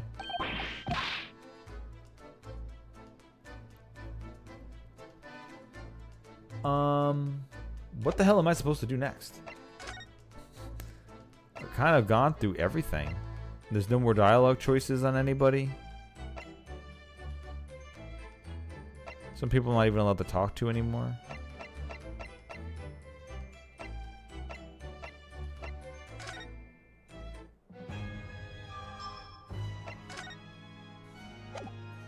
I'm actually unsure. Let's see. Let's see if I can find something. 'Cause I'm generally unsure what I'm supposed to do next. If I just haven't found something in the background that it wants me to click on, I'm not sure what it would want me to click on.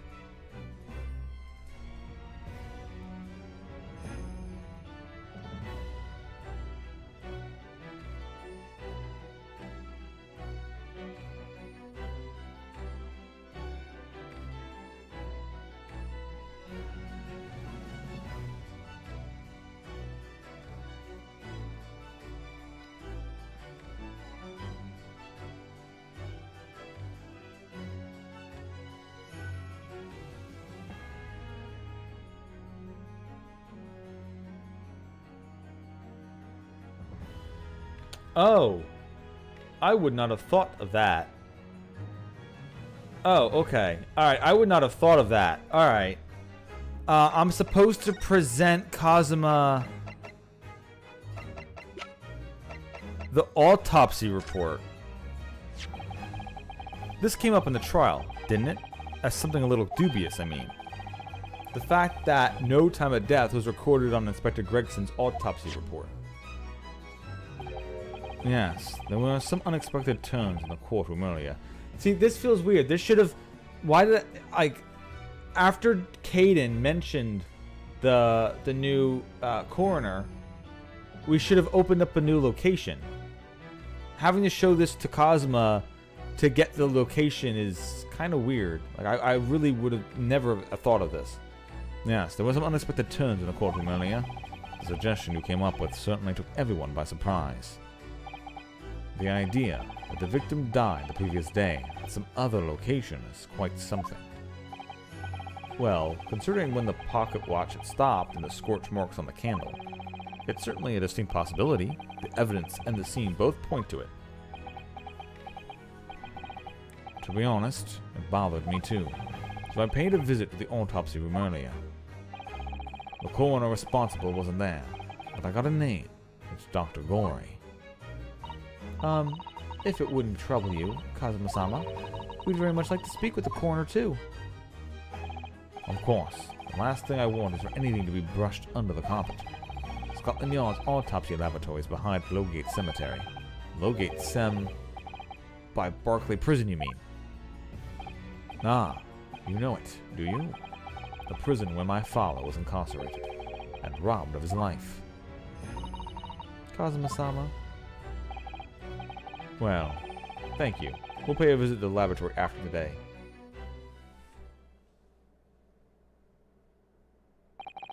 Ryunosuke, I want to thank you. What for?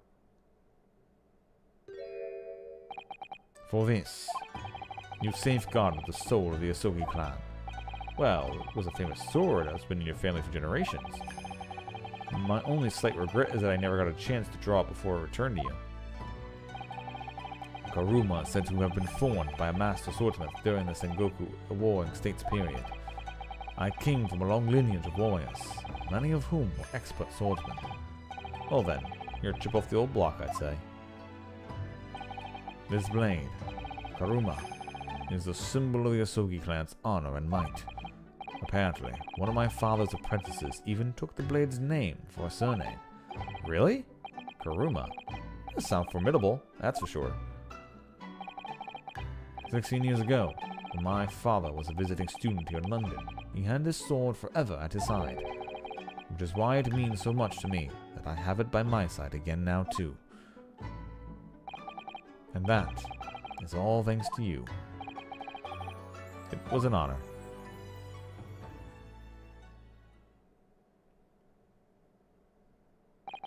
Now, I have preparations to make for tomorrow. Perhaps I said a little too much. Kazuma, you've changed. No, Ryunosuke, I haven't changed at all. It's you who've changed. No, you. I can completely understand your resentment for Lord Van Zeeks given what happened. But the fact is, those events in this case are, well, unrelated? Is that what you want to say? How can you be so sure? What do you mean? Never mind.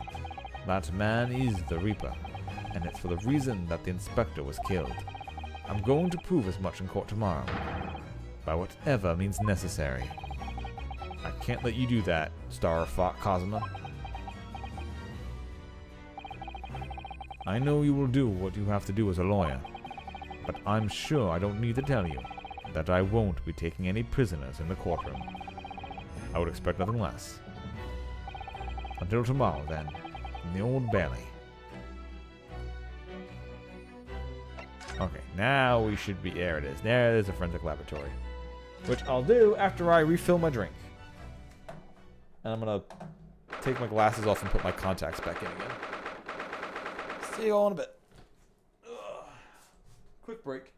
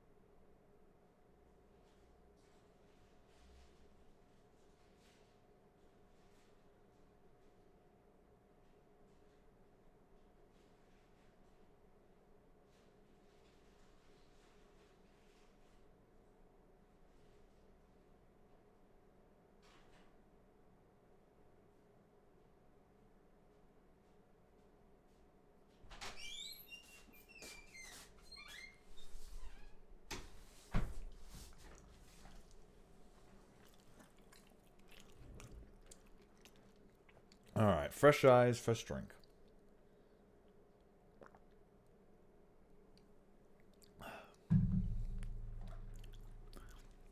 Second of November, Forensics Laboratory. This place really is creepy, isn't it? Well, being a dead room, it's probably full of spirits of the deceased. But actually, there's a rather pleasing scent of roses in the air. Well, being a dead room, the coroner probably needs a bold scent like that to mask the odor of death. Iris, do you think we could change the subject?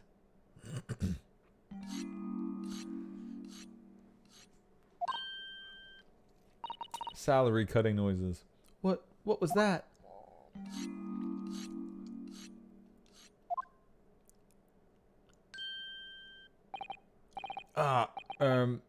Dr. Gory?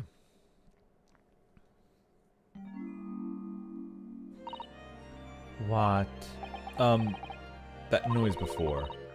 I was sharpening my tools. I'd be a dead meat if I didn't keep a perfectly keen edge on them. Right. When following the collagen fibers in the dermis, an expertly sharpened scalpel cuts like cheese. Would you like a demonstration? Oh, yes please. I'd love to see. Then, I think you'll do nicely. Huh? No, I wouldn't do nicely at all. I mean, maybe some other time? Tisk. Was that a tut? Well, we came to ask questions, so...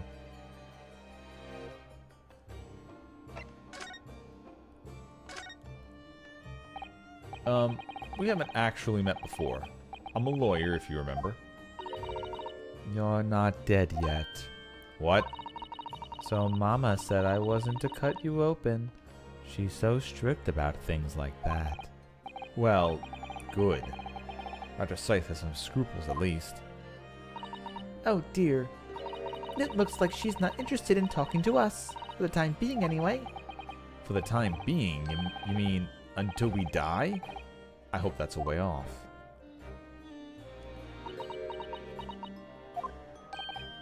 Sorry, but I wasn't planning on dying anytime soon. Tch. Surely there's some less drastic way of making her listen.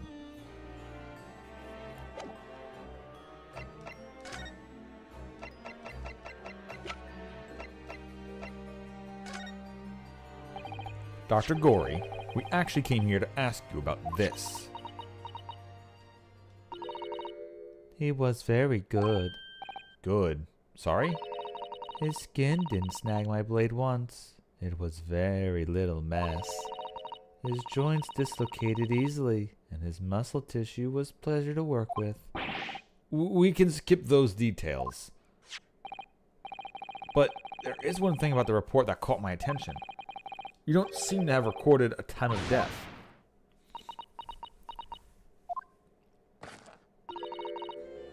That's not my fault.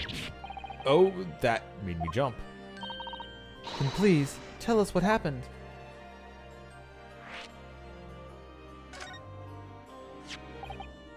So, why doesn't this autopsy report include the victim's time of death then? Yet really the most crucial detail. I was told not to write it. What? By whom? Male Strongheart, the Lord Chief Justice. He came here. Lord Strongheart came? He said that from the witness statements about the gunshot and the other evidence, it was obvious. The man clearly died at 5 p.m. on 1st November when the gunshot was heard. But that's not the time of death you wrote on the report. You didn't write anything. Was there some reason you didn't include it? Dr. Gory, if you're hiding something under Lord Strongheart's instructions, then sooner or later you're going to go the same way as your mother. Give it here, then. Huh? Wait, she's scribbling so furiously. There. You've written... What? what she's written. Tell us. Indeterminate. But The details of the autopsy report have been updated. Updated autopsy report. Estimation of time of death is not possible.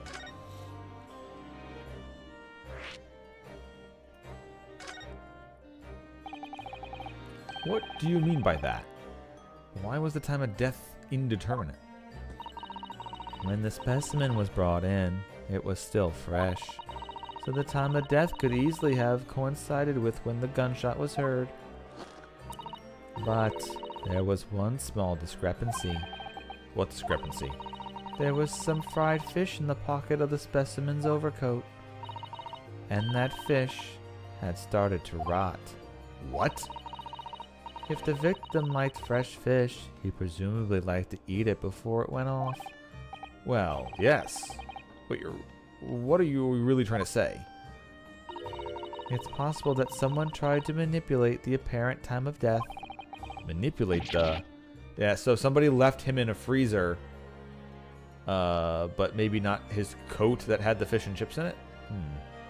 Manipulate the... Is that even possible to do? Theoretically, if you were to chill the body in ice, you could delay the onset of putrefaction. And if the overcoat wasn't on the body at the time, Then only the fish would have started to rot. with today's science, it's not yet possible to determine if the body was chilled or not. But today's science is advancing enough to let you freeze a corpse, it seems. Well, the way she said it was literally blocks of ice on the body. That's not exactly that much of a science. Besides, keeping the blocks of ice. But surely, to chill a corpse like that would require an enormous electrical... Oh, no, she just said ice. Why are you assuming electrical refrigerator now? I mean, it could, yeah, sure. But unless we know a dwarf here, no one's going to have a refrigerator. And I don't imagine many households in London are equipped with such a device. No, definitely not. But maybe in a factory, or some other special places. I don't recall seeing any factories or such like on Fresno Street, though. I wonder, if the inspector's body had been chilled somehow, what might an actual time of death have been? I couldn't say for sure. But at most, it might have been a day earlier. No. In other words, it would corroborate your previous deduction, Mr. Naruhodo, that Inspector Gregson was killed the day before his body was discovered, at a different location. Did you inform Lone Strongheart of this possibility? He simply said that there was no electrical refrigerators of that size in the vicinity.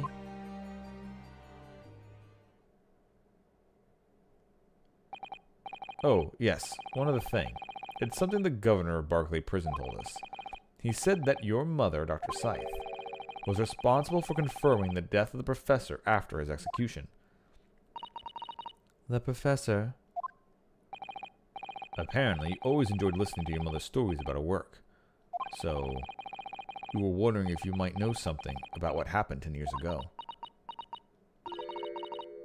That's not all Mama did. Sorry? My Mama carried out the autopsy of Clint Van Zeeks as well. What? Really? The brother of Lord Van Zeeks, the professor's final victim. The idea of carrying out an autopsy on a member of the aristocracy was completely unthinkable back then. But the detective in charge of the investigation insisted, and it was miraculously authorized. That detective being Inspector Gregson, of course. Quite an accomplishment for one man. The autopsy provided a vital clue needed to arrest the killer. And Mama was there for that historic event. What does all this mean? You know, that amazing autopsy happened right here in this very room. The professor and Clint Van Zeeks. They both spent their final moments before their burial on that dissection table there. So this lab, Mama's lab, was instrumental in some of the country's most important events. She really is proud of her mother. I wonder if you tell us more about exactly what happened back then, Dr. Gorey.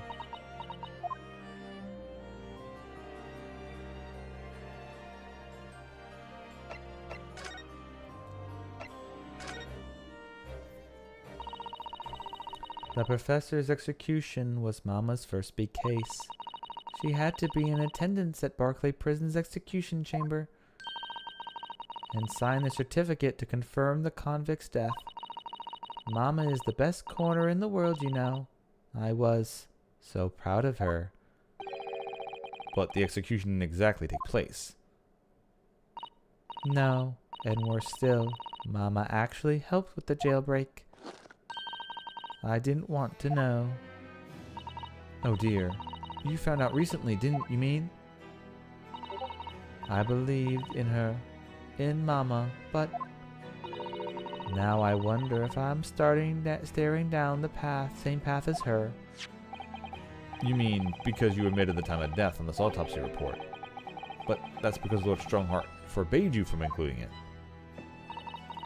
Just like Mama, I'm sure she was coerced by somebody too. Yes, that's my feeling as well. There's no doubt that there were powerful forces at play. The execution couldn't have been staged without a lot of people at the prison knowing about it.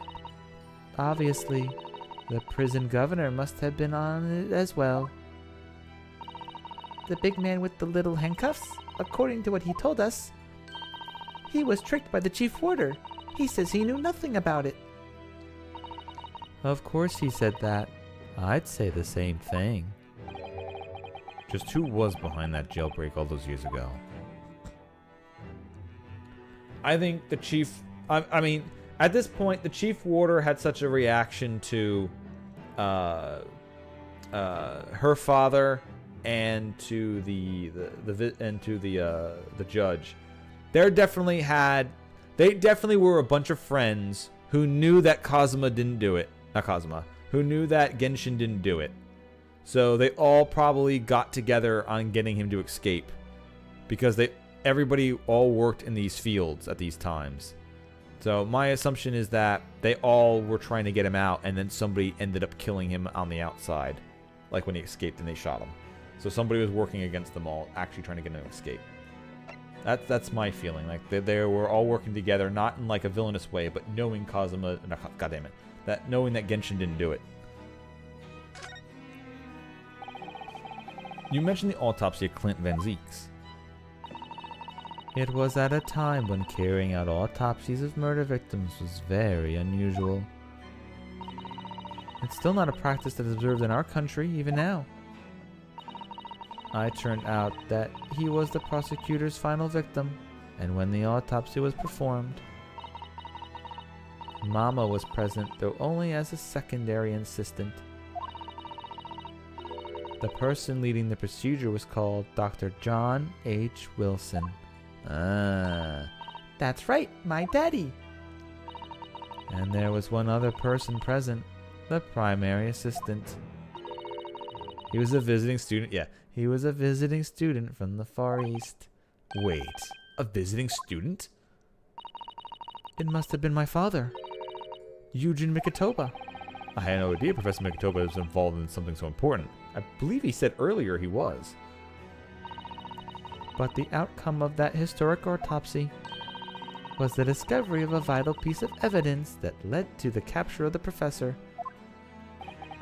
So that's how they came to identify Genshin Asogi as the infamous mass murderer, who had a great impact on our country. Do you happen to know anything about the piece of evidence? Can you tell us any more? Would you like to see the records for yourself? What? Would that be alright? What's the point of keeping records if people can't look at them? They're filed under V at the back of those cupboards, with the other records from the last decade. That's strange. What, Mr. Naruhodo? They aren't here. There's nothing under Van Zieks. There must be. Perhaps somebody took them away? No one's allowed to take documents related to the professor case out of this room. But you're right, they're gone. Well, when was the last time somebody looked at them? Do you remember? It was... Oh yes, I remember now. It was 2 years ago. A consulting detective came one day saying that he'd like Alright, Sholmes stole the records. to take a look at the records. No, you don't mean... Herlock Sholmes was his name. Deep down, I knew that was coming. Do you think he stole the records? Oh no, surely not. Iris, that can't be right, can it?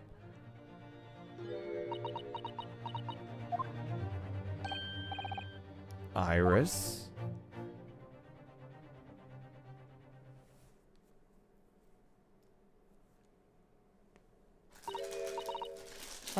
Bruno. I hope you don't mind, but What is it, Iris? I just remembered something very important I have to do. I'm going to have to leave you now. Oh, this is very sudden, Iris. Well, we'll come with you then. Oh no, there's no need. You and Bruno can take your time here. Bye for now then, good luck. Wait a minute. Little girl. Me? I remember now. You've been here before, haven't you? Huh?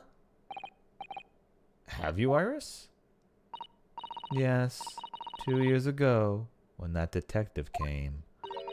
You were with him, weren't you? You were a living specimen then, too. That's the way it usually works, yes? Was I? I really don't remember. Anyway, sorry, but I must dash. Wait, Iris? I brew up a pot for you when you get home. What's the matter with her? She's behaving really strangely all of a sudden.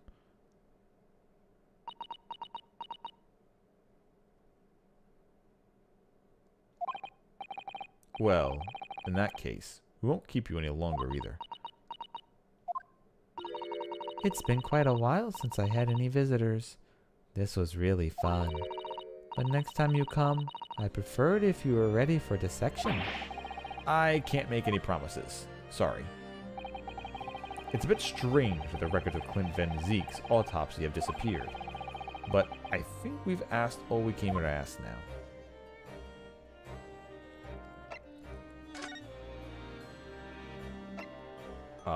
Sholmes is sweet. I assume? Quick, trying to find it. Where is the book? Where's the documents? Alright, where are we going next then?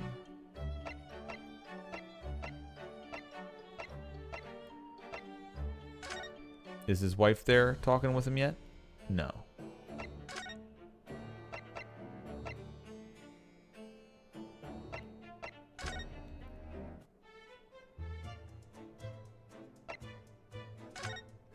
And he's gone.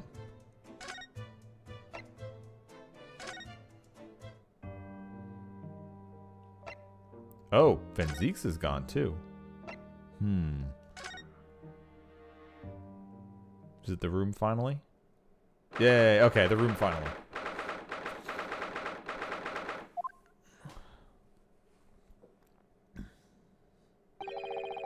The police are still busily investigating in here then. But Gina's nowhere to be seen. Where is she? Yes, it has been blissfully quiet, hasn't it? Perhaps she's out investigating on her own. Practicing what her boss taught her. Well, I expect she'll be back before too long. Shall we wait? Actually, there's something new here. There's something different about this room since the last time we were here, isn't there? We could always use the time to investigate more thoroughly.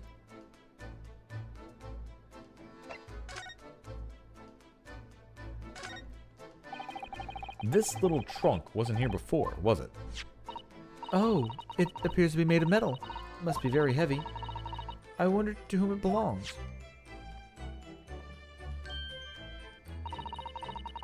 There are some initials on the outside. Look, TG. The Great Detective! Let's ask one of the policemen if they know where it came to be here. Tobias Gregson, dumbass. Oi! Oh, what you think you're doing? That's my trunk that is. Hands off. Gina? What were you hiding? I don't know. If I leave something unattended for a few seconds, it's every Tom, Dick and Harry's got a greedy eyes on it. Just a wild guess, Gina, but What? Spit it out, Odo. is it fair to say that you've only owned that trunk since this morning's trial? What? What are you trying to say? Come on, this trunk goes with me wherever. Anywhere as it is. Where have you been last year? Trying not to incur your wrath, mainly.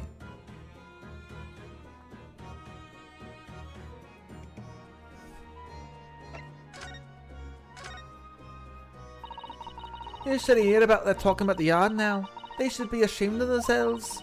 They're saying that it was the boss who killed them blooders.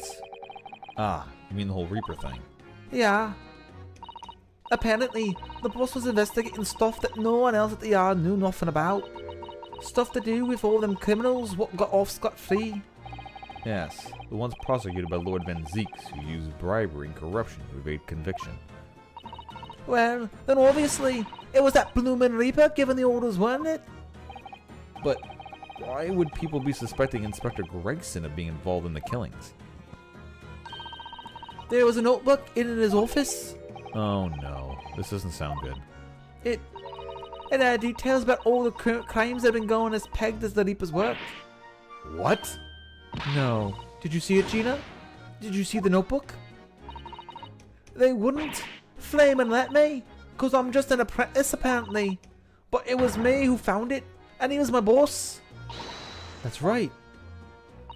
I was pretty miffed about it, so I sneaked a peek at what it said anyway. I pinched the whole thing. Here you go. I stole it. Oh, that's our Gina.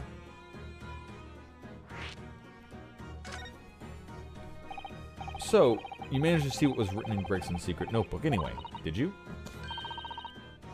Well, I see it. It's my right to read what he wrote. And what had he written, Gina?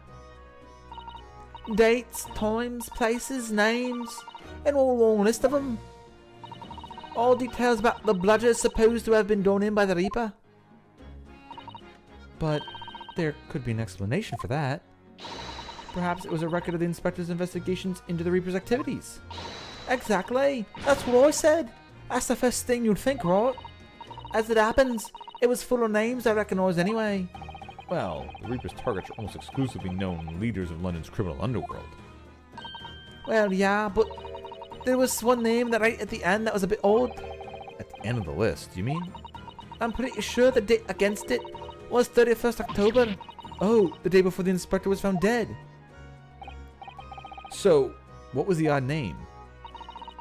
It weren't like a name I've ever seen before. It was something like, nah, it's no good. I can't remember it. I don't want to think what an English name put it that way. Oh dear, what a pity. I just can't remember it. It was something very important. Oh my god, is it Judge Jikoku? Did they kill the judge? Didn't we see him this morning? Or has he been gone this whole time? And there was something else too. I don't know if it matters, but the same name kept coming up over and over. Shin, it was. Don't suppose it means anything, but...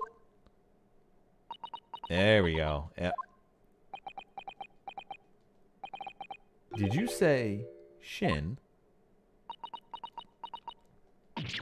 Eh? What? Does it mean something? Lord Van Zeeks knew the name too. He mentioned her as well. The woman who actually did the deeds. And now we find out her name appeared in Gregson's secret notebook.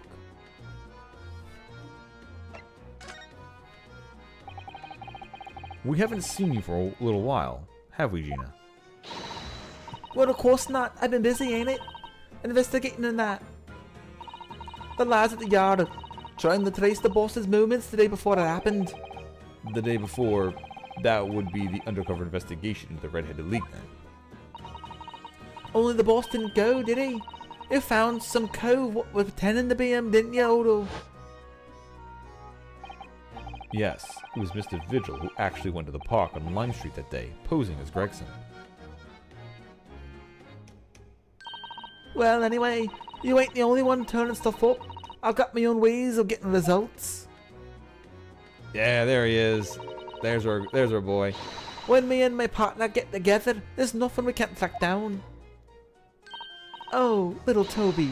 He's such a faithful friend. So, have you tracked anything down then? What you think, eh? Of course we have. Can't tell you though. Police business in it. Ugh. Anyway, the point is, if you lot ever need any help, you know who to turn to, right? Me and the hellhound here. Right. Because you look so, hellish. Honest. The hellhound. Gina, about your hellhound there. Chief Inspector Toby, you mean? He's the pride of the force, he is. In Japanese, police dog means something quite different, and not altogether nice to those involved in crime. But here in Britain, it's a wonderful compliment, it seems. For a canine, at least. It should be. After all, in the great exhibition case the other day, it was Toby there who managed to locate Trevor's workshop. Maybe it's time for another demonstration of what a super dog can do, eh? Do we have something the chief inspector could inspect the set, I wonder? There's a bunch of things, honestly.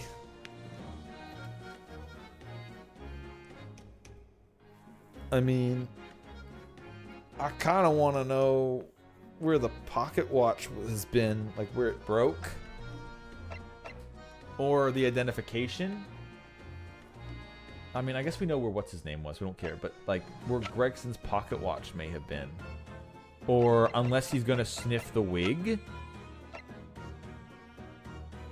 To know who... To find out whose head it was on, maybe? Take that! Well, Chief Inspector Toby, if you wouldn't mind having a sniff of this. Sniff, sniff, sniff, sniff, sniff, sniff, sniff, sniff. He might be a little too keen, don't you think? Huh? Chief Inspector made short work of Gina there. Ruff. Ah, look what he's gone to. Oh my, that trunk clearly has been very strong scent. Of Inspector Gregson. In other words, it must have belonged to him.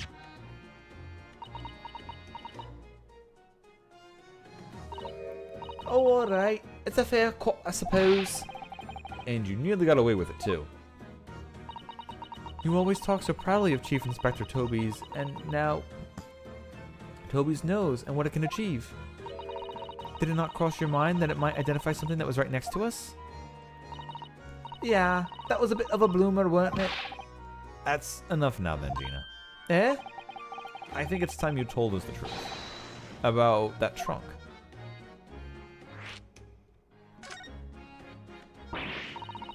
It weren't like that. It just wouldn't. What are you talking about?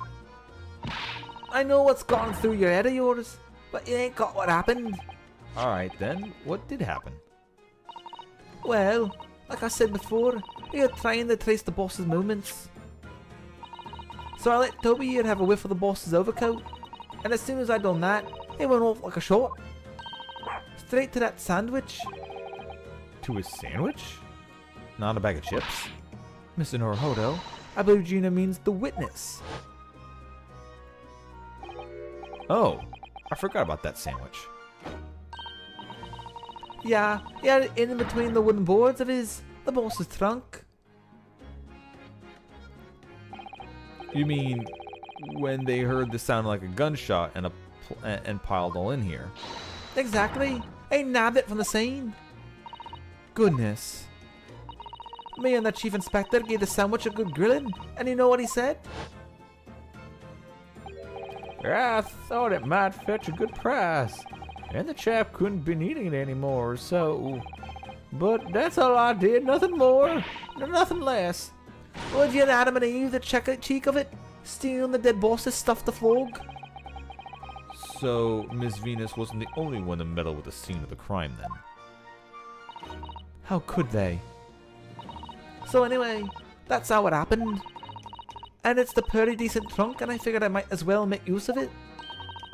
Is there something wrong with that, eh? Well, Maybe you and Mr. Sandwich should try to find an answer to that question together.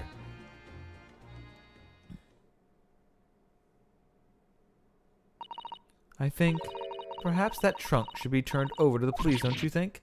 What are you on about? I am the police. Gina, if you wouldn't mind, could we maybe examine it? Yeah, alright then. Do what you want with it.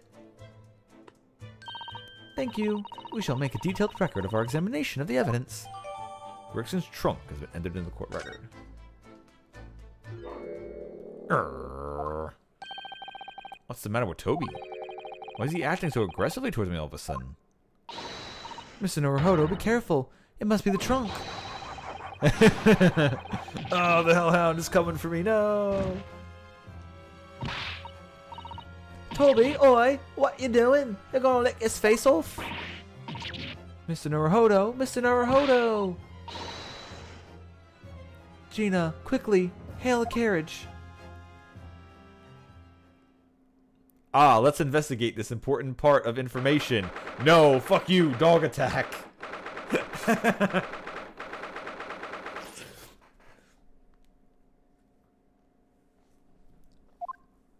Hey, starting off with this, I think the last fun fact that you put in chat last time. Welcome back, hi peeps. Or I hate peeps. There you go. Also, you'll like peeps more if you let them get stale. A raw peep, when it's still in its full marshmallow form and squishy, not as good when you let them get air out and get stale. Then they get good. Oh, Mr. Naruhodo, are you alright? Miss Sasato. Ah, conscious again at last. A blessed relief, my dear fellow. After all, a drop dead of a moderate licking by a small terrier. Most unseemly. What is or isn't seemly is irrelevant here, Mr. Sholmes.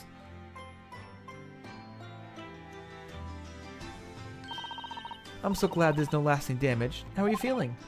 I'm fine, thank you. Did you bring me back here? Ah, what is on my head? A bandage? Sadly, we had no ice, so that's a compress of sugar water. Sugar water? Don't worry, Mr. Naruhodo. It's a first aid treatment that my father taught me. Oh, thank you. So, let us make tea when you're feeling up to it. But of course, no sugar in the patient's cup. Ugh, the bump of my head is throbbing sweetly enough, don't worry. Hee hee. Whenever you feel ready, then.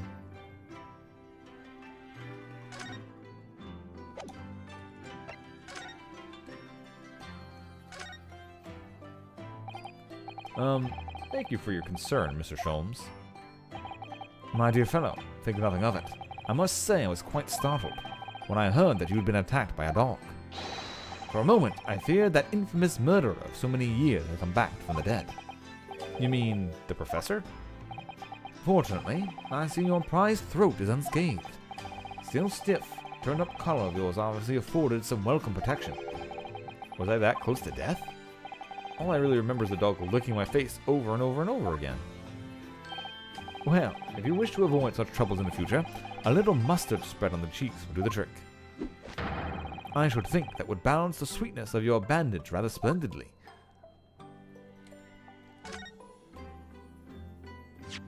Alright, but the real thing we're all looking to find is the trunk.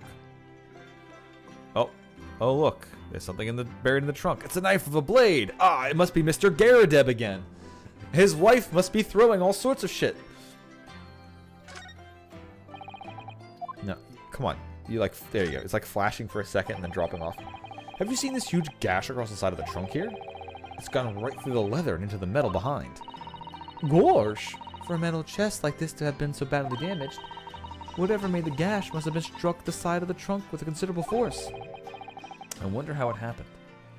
I mean, we're not taking... There's clearly something embedded in there still, right? That's not just the metal showing. That's something actually embedded in there. We're going to ignore that for a while. Alright, we're going to ignore that till it matters. Look at this dark stain here. Do you think...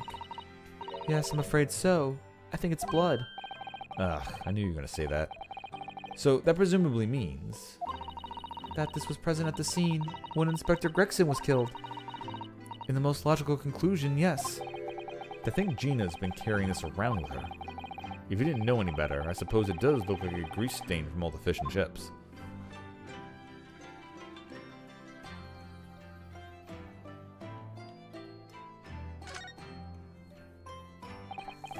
Let's have a look inside.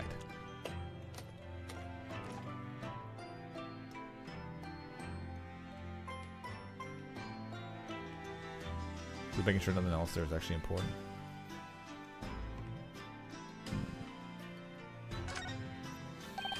Look, there's something inside. Oh, let's see. It appears to be a passport authorizing him to travel overseas. Was Inspector Gregson about to go on a trip abroad then? I mean, we knew that, dumbass.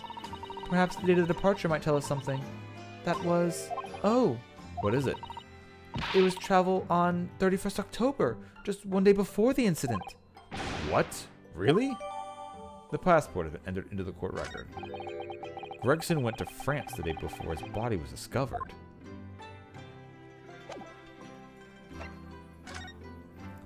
Named Tobias Gregson, passport number ACD 0522. Name of departure within 1 week. Date of departure within 1 week from 31st October. Destination, Port of Dunkirk, France. Purpose of travel, police business. Notes, permission for the applicant and one additional person. Okay, so that means he was actually planning on taking Gina with him then, huh? That's what I'm assuming that means. He didn't, in the last case, he said he wasn't going to be able to bring Gina, but this might have meant that he actually was going to bring her in and keep her along. Oh, that's going to make her feel extra sad.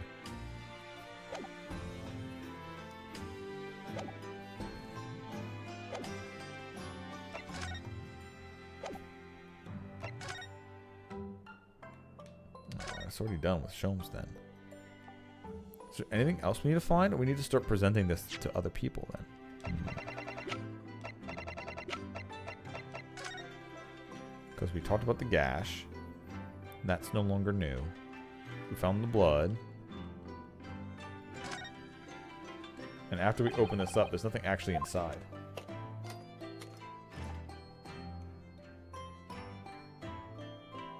Oh, okay. That's neat.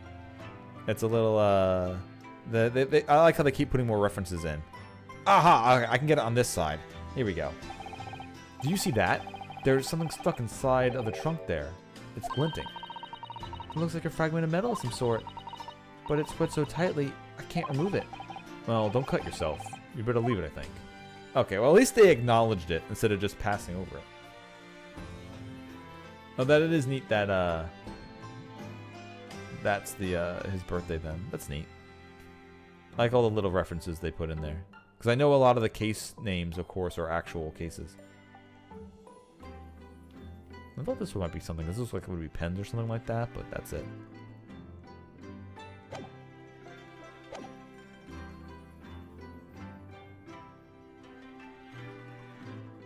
Alright, so we're not... Unless we're presenting what we just found. About this, Mrs. Otto. Would you notice anything in your... Okay, never mind. Perhaps. Oh, I'm so sorry. I don't know. I'll redouble my efforts to spend more time doing research the next time. I won't let you down. I think perhaps you're taking your role as judicial assistant a little too far. Okay, that's all that was. Alright, so what was the point of them knocking me back here?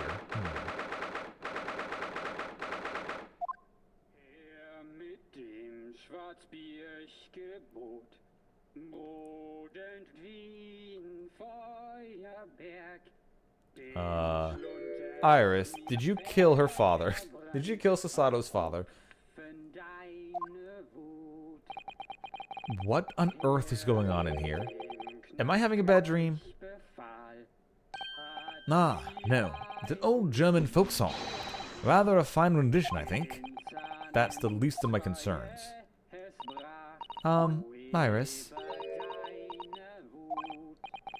Iris, what's the matter?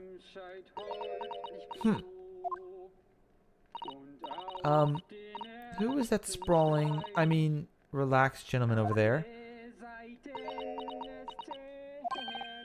Iris. Is she even listening? Excuse me, sir. I do apologize for troubling you while signing so merrily, but would you be kind enough to explain the situation?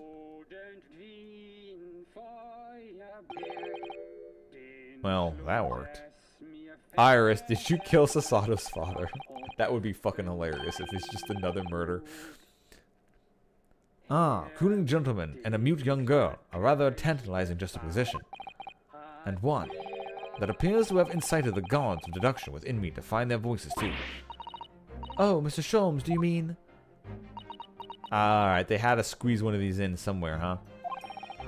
The strange reasoning within me are playing as a delightful duet. Duet. One melody sings a reunion full of nostalgia, Huh? whilst the other is a morose theme of the great secret you're trying desperately to conceal. Iris,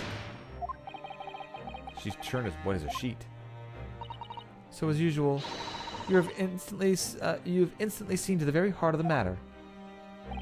and by the time my own brief performance is over, I feel sure the gentleman's song will reach its finale. So then, to Music Land, where all the sweetness and delicacy are in harmony. Pray, do enjoy Herlock Sholmes' latest logic and reasoning spectacular.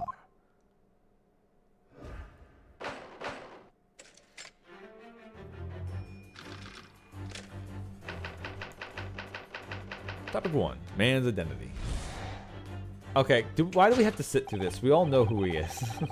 Firstly, we consider the gentleman's nationality. Clearly, he's a German with no grasp of the English language. As evidenced by the Germanic song he sings and his apparent inability to understand when asked to desist. So why is the man here at all, in such apparently high spirits? The answer, of course, Iris, is clearly known to you. Indeed, we only need to follow the gaze of those bright young eyes to unravel the particular part of the mystery. The reason for the man's mildly irritating warbling is revealed by the herbal tea. You obviously offered the German guest a cup of your latest herbal blend. The tea's delectable flavors has made the man's spirit soar, and resulted in his joyful ditty tumbling incessantly from his lips. I eagerly await sampling the flavor myself, that I may join this fellow here in the state of elation. Now, the next question. Who exactly is the gentleman availing himself so thoroughly of the SETI?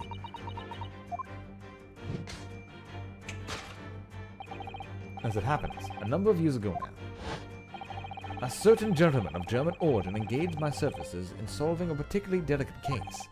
He required the retrieval of letters once sent to an acquaintance that might have proved problematic. In order to conceal the noble identity, he also arrived at my office in a mask. The gentleman's name was Wilhelm Gottfried Sigmund von Ormstein, the King of Germany. If my memory serves, the mask worn by this gentleman is identical. Yes, there can be no question that mask belonged to the King of Germany. It would appear that His Majesty remembers the fine service I afforded him, and has decided to show his face again, mask and all, in order to express his gratitude. A well-mannered monarch indeed, wouldn't you agree, my dear fellow? So the identity of the masked visitor is in fact my former client, the King of Germany. Indeed, his son is currently in London as well, enjoying the wonders of the Great Exhibition.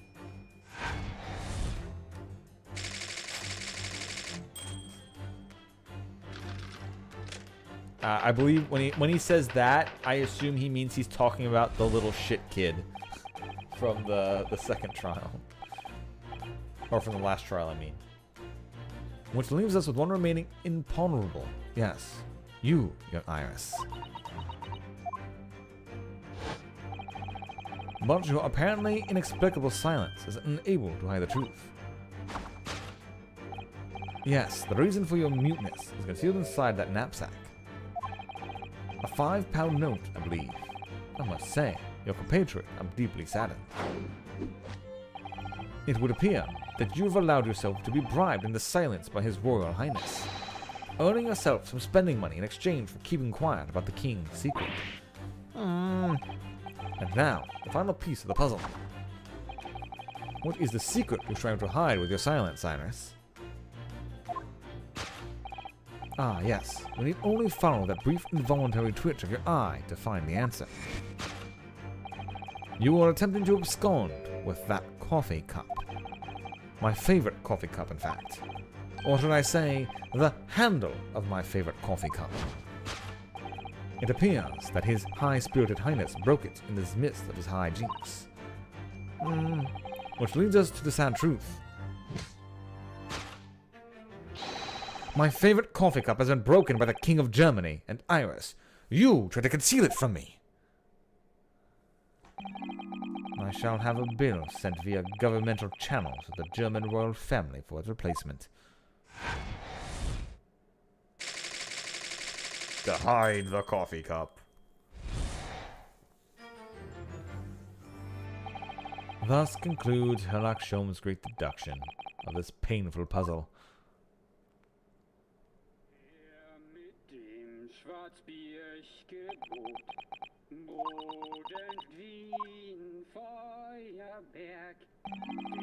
With your silence as well, the fellow's jovial warblings rather rings in the ears, does it not? Mr. Sholmes, I must say something rather troubles me. Pray, Mr. Sato, do tell. His Royal Highness doesn't appear to have moved a muscle since we arrived. Ah, and you haven't said a word either, Iris. If Mr. Sholmes has it all right, you might as well own up to it now. Your reasoning isn't entirely without substance, I must admit. That, one other thing. Oh, and one other thing, Mr. Sholmes. Yet another grievance, Mr. Naruhodo? Surely not. Well, I actually read the story of that case recently, the one where you were just describing. And according to that lead, it wasn't the King of Germany, it was the King of Bohemia. Goodness, was it? Yes, that's quite right. Mr. Gotz, the prince, testified that in court. It's his words. I have come to seek an exhibition all the way from my home in Bohemia. I wouldn't ask you to keep that minor error to yourself. It could easily become quite a scandal. I believe, Mr. Naruhodo, it's our turn now to make some corrections to a number of minor errors that may have slipped in. Yes, even Mr. Sholmes is willing to admit that he might be slightly wide of the mark this time. Although, it's clear that Iris is definitely hiding something. Yeah, she knows it's her father. Come on. We need to find out the truth behind this mysterious scene. But one truth is incontrovertible. My favorite coffee cup is no more. So, we shall embark again on a joint presentation of Herlock Sholmes' Logic and Reasoning Spectacular.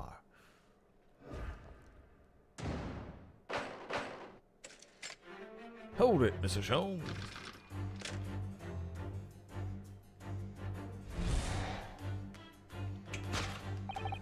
Firstly, we consider the gentleman's nationality. Clearly, he's a German with no grasp of the English language. As evidenced by the Germanic song he sings and his apparent inability to understand when asked to desist. So, why is this man here at all in such an apparently high spirits? The answer, of course, Iris, is clearly known to you. Indeed, we need only follow the gaze of those bright young eyes to unravel the particular part of the mystery. The reason for the man's mildly irritating warbling is revealed by the herbal tea. So, what? Is it some mix of herbs that gives you the urge to sing? Goodness, I should like to try some. And I'd like to hear you sing, but this man... Just how long does he intend to keep up with that tune, do you suppose? As I said, he's been stock still the entire time. And if you look closely, his lips aren't moving either. Ah. So I'm not sure what could actually be responsible for spirited singing. But I suppose the answer lies at the end of Iris's gaze.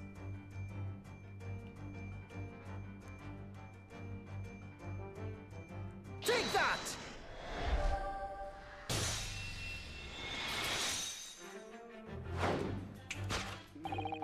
The reason for the man's mildly irritating warbling is revealed by the gramophone. Indeed, for no well-bred gentleman would break into an obscure folk song when making a social call. In other words, this gentleman isn't singing at all, in fact. It would appear that the fellow is unconscious.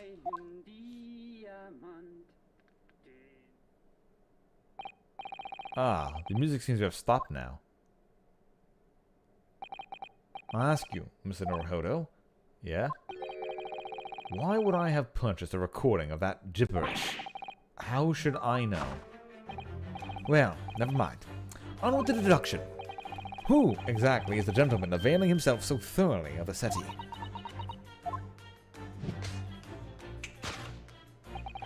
As it happens, a number of years ago now, a certain gentleman of German origin engaged my services in involving a particularly delicate case. He required the retrieval of letters once sent to an acquaintance that might have proved problematic. In order to conceal his noble identity, he also arrived at my office in a mask. The gentleman's name was Wilhelm Gottfried Sigmund von Ornstein, the King of Germany. If my memory serves, the mask worn by this gentleman is identical. Yes, there can be no question. The mask belongs to the King of Germany. Although we've already established that it was actually the King of Bohemia. It seems Mr. Sholmes intends to persist with his Germany theory for some reason. Come to think of it, the young prince was wearing a mask as well, wasn't he? Master Gotz? The boy who had in tears. Don't remind me, or anyone else. Do you suppose all members of the aristocracy of mainland Europe wear masks? I'm sure they do. Well, probably anyway. The point is, the mask doesn't belong to any king. No, that's right. As we well know. Because we can identify the true owner of the mask.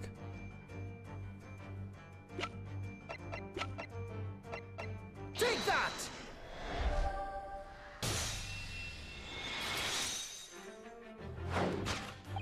Yes, there can be no question that mask belongs to Cosima Asogi. In other words, my memory is sublimely unreliable. Only you could try to make it sound positive. Cosmo's mask has been languishing on the metal chest for several days, though that doesn't explain why the gentleman is wearing it now. But it is now a simple matter to determine our guest's true identity. After all, the gentleman is unconscious. We need only excuse ourselves in advance, just lift the mask and peer behind it. Oh my god, it's who I thought it was this whole time.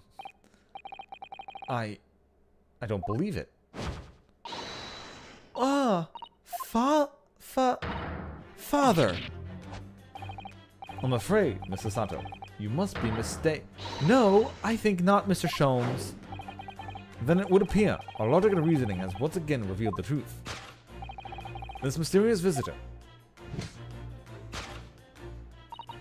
is my unconscious father, Eugen Mikitoba. Logic and reasoning, or just looking and saying? Okay, that image right there is kind of emo worthy.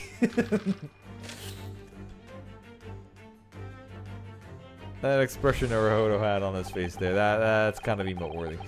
Which leaves us to one remaining imponderable. Yes, you, young Iris.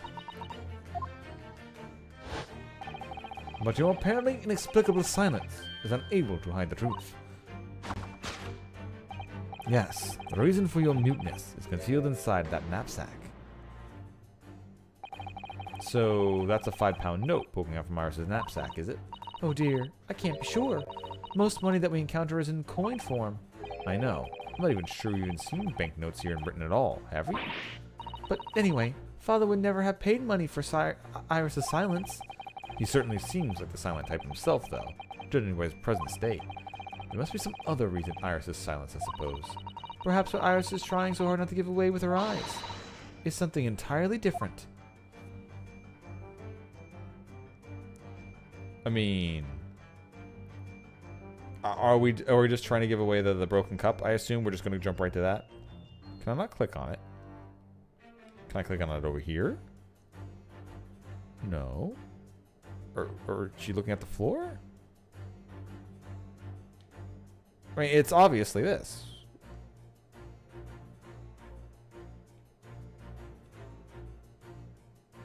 Or are we saying that this is? Metal chest? No, not the metal chest. Is there something on her sleeve I just can't see? Because nothing's shining up. In fact, I can't even select anything. It says history.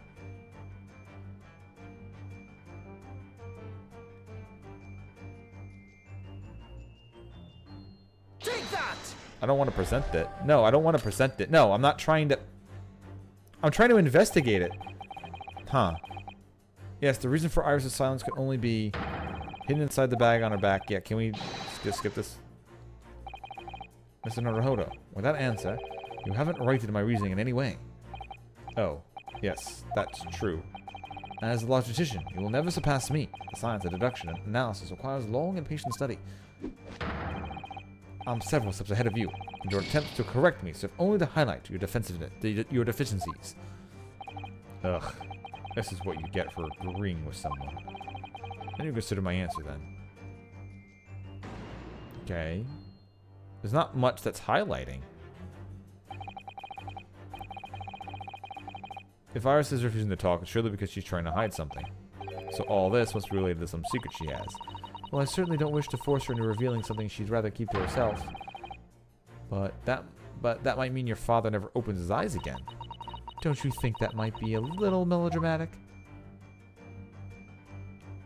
So we're not bringing that up right away. Can't really hit the teapot.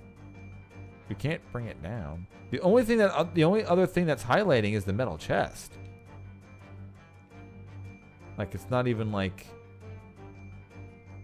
the ability to hit anything else. Like, this is the only thing that lights up.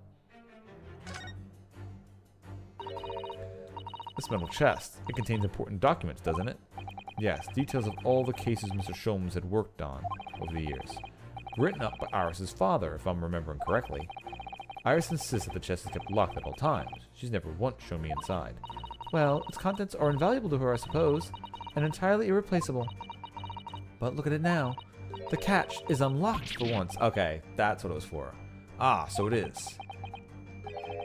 That's hard to ignore. Very. I've never seen that chest unlocked before, and all the time I've been staying here at the Baker Street. I'm surprised why there isn't like a button about investigating it. I mean, at this point, it's common knowledge what the button does, but... Take that!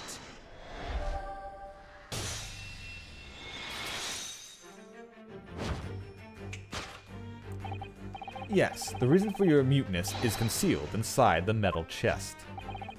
An excellent observation, for upon closer inspection, there is something different about the chest's appearance.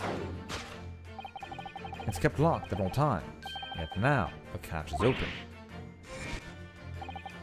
Evidently, this has something to do with your refusal to speak, Iris. But it's simple enough matter to incite you to speak, I'm sure. I merely need to open this chest.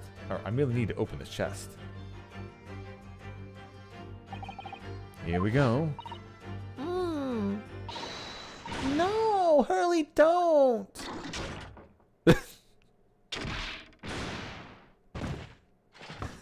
Alright.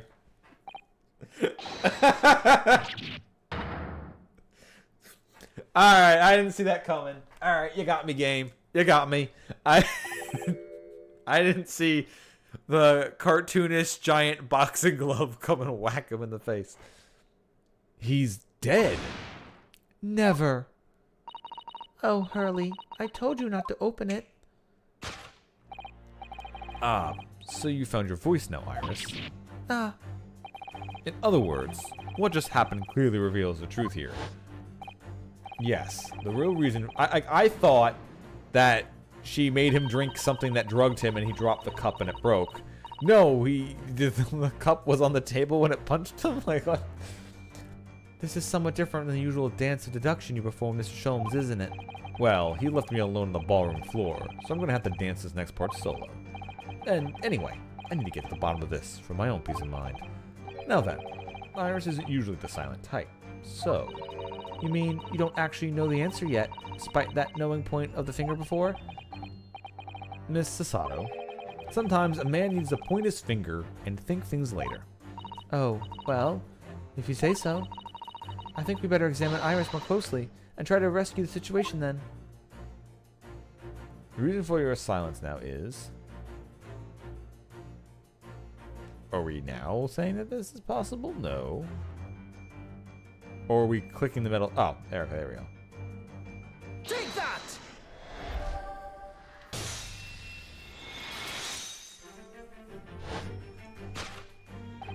Yes, the real reason for your silence until now is that key behind your back. When Mr. Sholmes was thrown into the air before,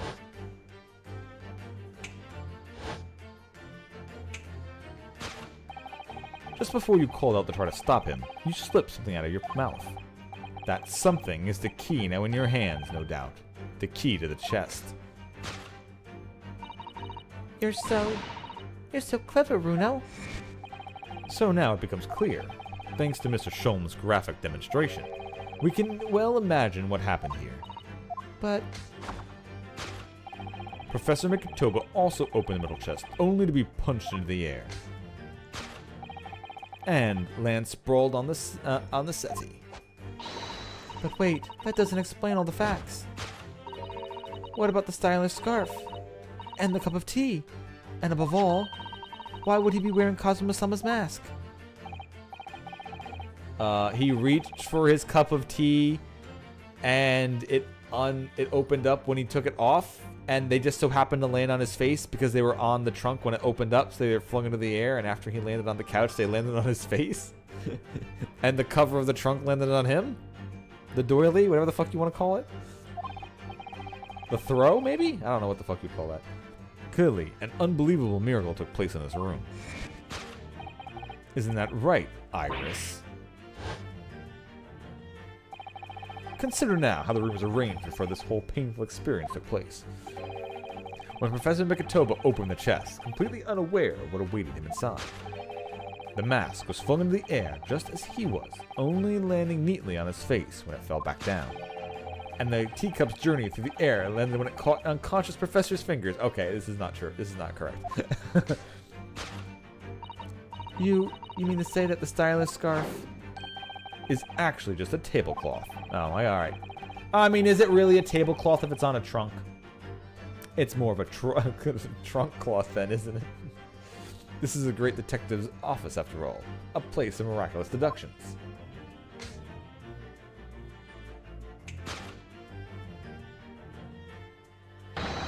Would you expect anything less? Yes, you're right. It happened exactly as you said. Brilliant, Runo. Thus concludes Ryunosuke Naruhodo's great deduction of this punchy puzzle.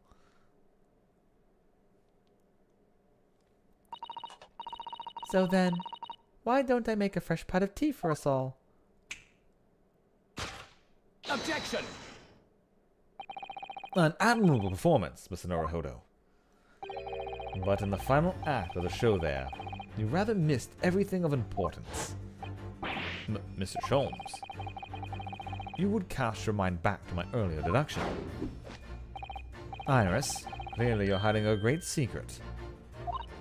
Ah, She is? From the look on her face. Mr. Sholmes must be right. Whatever the great secret is, the cat's out of the bag. The cat isn't out of the bag yet. So I put it to you again. You are attempting to abscond with that coffee cup. it really is a shame that Mr. Sholmes' cup. It must have been smashed when Professor Mikitoba opened the chest. Oh dear, so many things seem to have been broken here.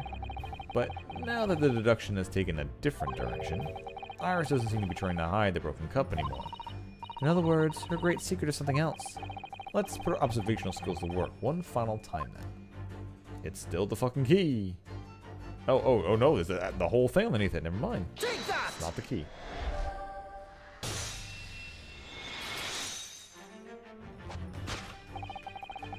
You were attempting to abscond with that case file. Iris, as you know very well, nothing escapes the attention of a great detective. Oh no.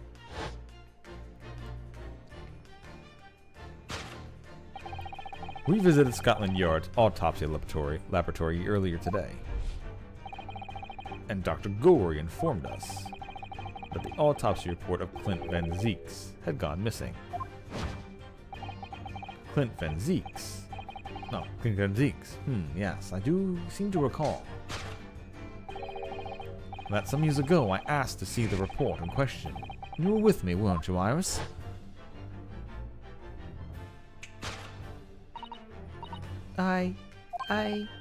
You mean it was you, Iris? So those papers you have there are... I'm sorry. Forgive me.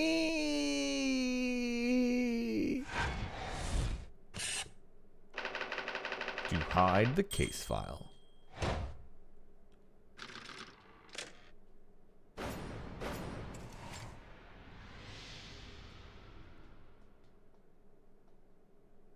True, you were even taught by Gina how to steal better. How dare you?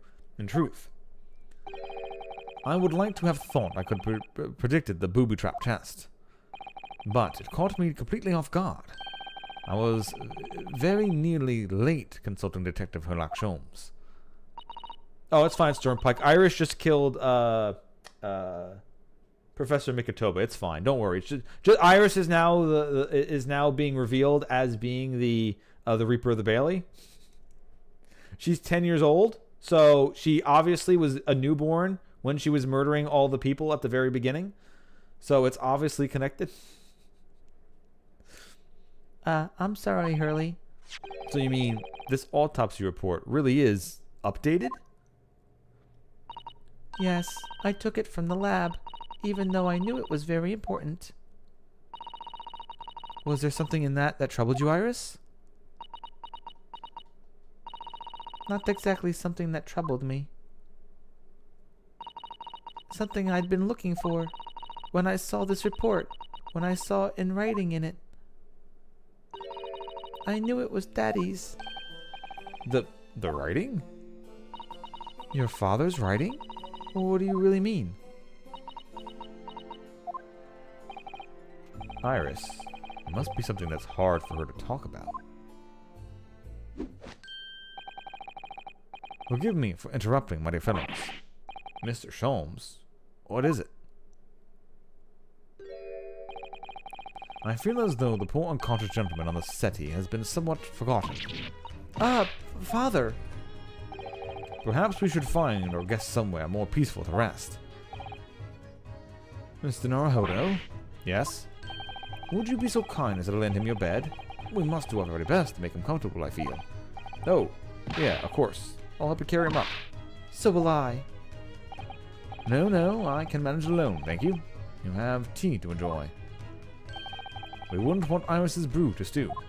Trust me, as my tenure as a long detective, I have carried many unconscious people around. Some even call me Agent 41. Or was it 21? I don't remember the Hitman games. Maybe it was 21. I don't know. Because there is no better way... Was it 41? Anyway, what does it matter? The joke's over. Because there's no better way to make the professor comfortable than dragging him upstairs like a trunk. I wonder. Perhaps that was deliberate. Maybe Mr. Sholmes is making himself scarce to give Iris a chance to talk more freely. 47. Okay. I never got it right, but I was close enough. We must use this opportunity to walk with Iris. And find out what's going on.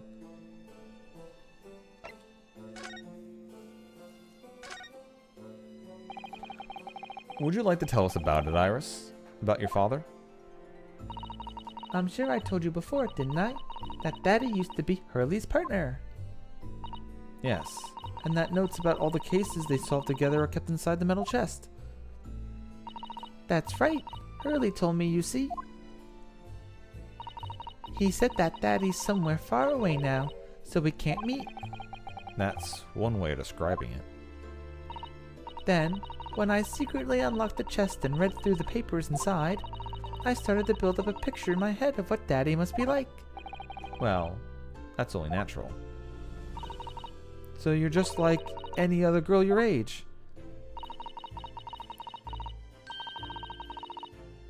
Oh, no.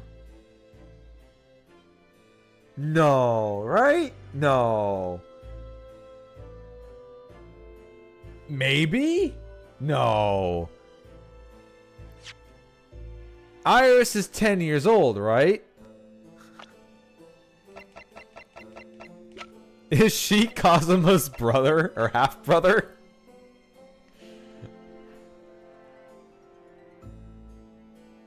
Maybe. And that's what he mean by the dad's dead. Not because it actually was Professor Wilson, but because... Oh, okay, that would be... Okay, maybe. I read that Daddy was a professor of medical science, so I studied and took my degree too. Well, that's only natural, I suppose. In that respect, you're not quite like any other girl of your age, though. But there was one thing that I could never find out. Daddy's name. Ah, His name wasn't anywhere on any of the notes that he'd made out about his work with Hurley. But then one day... that's what happened, isn't it? When you saw this autopsy report, you finally managed to work it out. Is that right? Yes, So it was the handwriting in the report that caught her eye.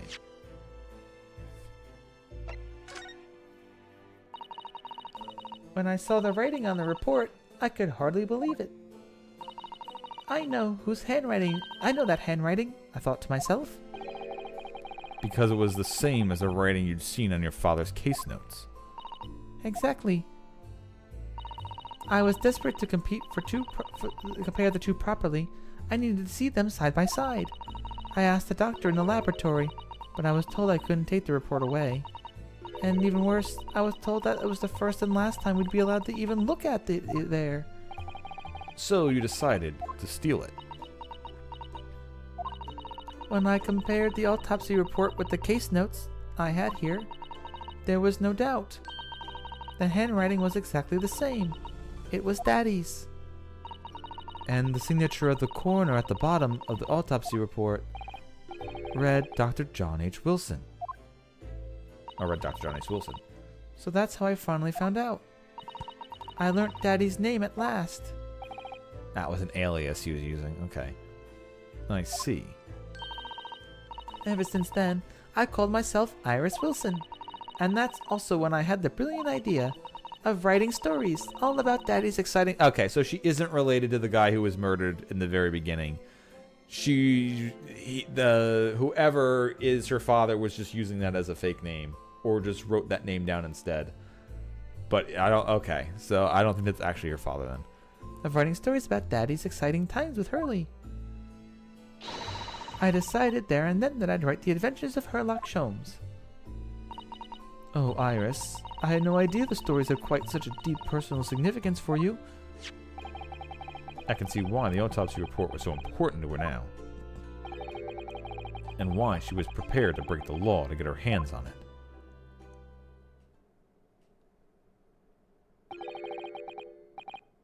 I must apologize, Iris. This is really all my fault. Hurley, I made a promise, you see, until that time was right. I'd keep the details of your father a secret. I know. I've been very naughty. I'll take the autopsy report back to Dr. Gorey and apologize, I promise. Yes, we'll go together, I think.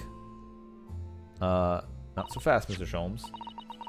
Then let me look at it Oh, yeah, good, yes. Oh, wait, not there yet, okay. Then let me look after it for you until we get there. Clint's autopsy report has been entered into the court record. There we go.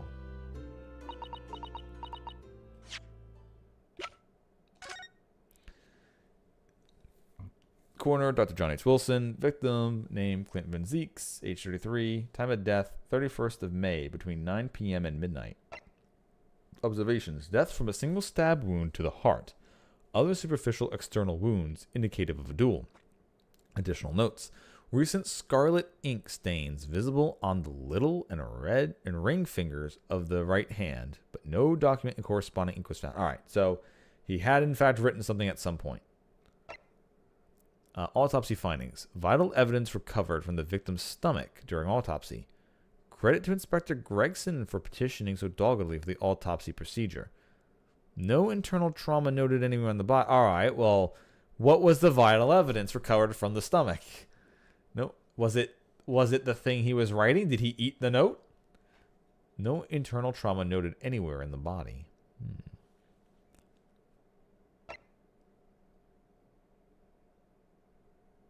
So, no internal injuries besides the stab to the heart, you mean? Or what are we doing here?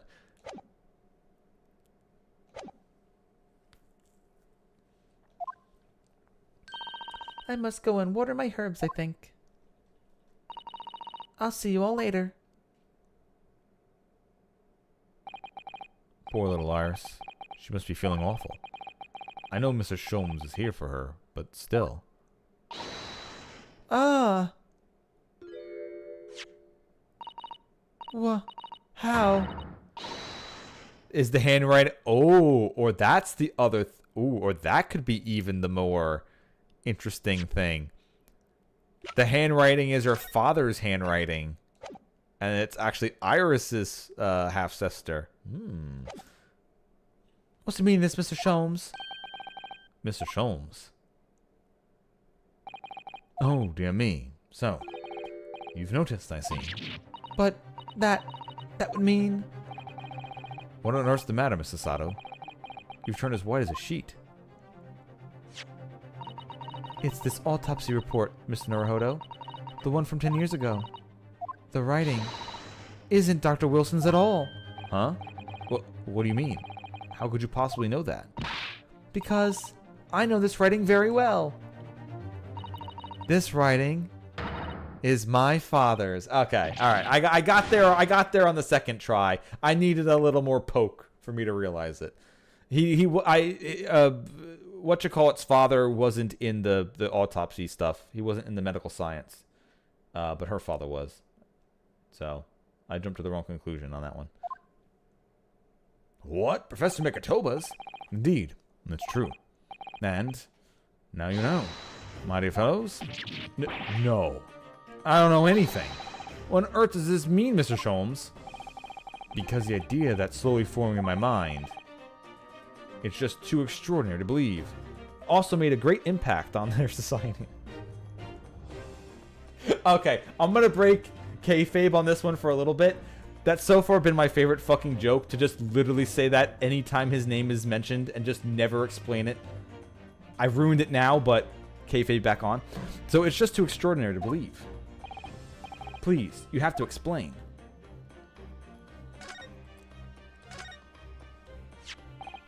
So, this autopsy report was actually penned by Professor Mikitoba then. But that makes no sense. It's not possible, surely. Not possible. My dear fellow, pray take a deep breath and think again. Yes, you're right. In some ways, it actually makes a great deal of sense. It does? 10 years ago is when Father returned to Japan after his extended study tour in Britain. And prior to his return, where was Dr. Mikitoba engaged? Ah, of course. He was an assistant in Dr. Wilson's laboratory, learning about forensic science. And, as an assistant, he would have aided with the dissection work, making detailed notes, which would be assembled into a full autopsy report. On the work was complete, he was the head coroner, would check the contents and put his signature on the document. In other words, the only writing of Dr. Wilson's in the report would be his signature at the end. I see. So Iris got the wrong end of the stick, you mean? She saw that and assumed the whole report had been penned by Dr. John H. Wilson. Which is very understandable, of course. What a complicated situation. The details of Clint's autopsy report have been updated in the court record.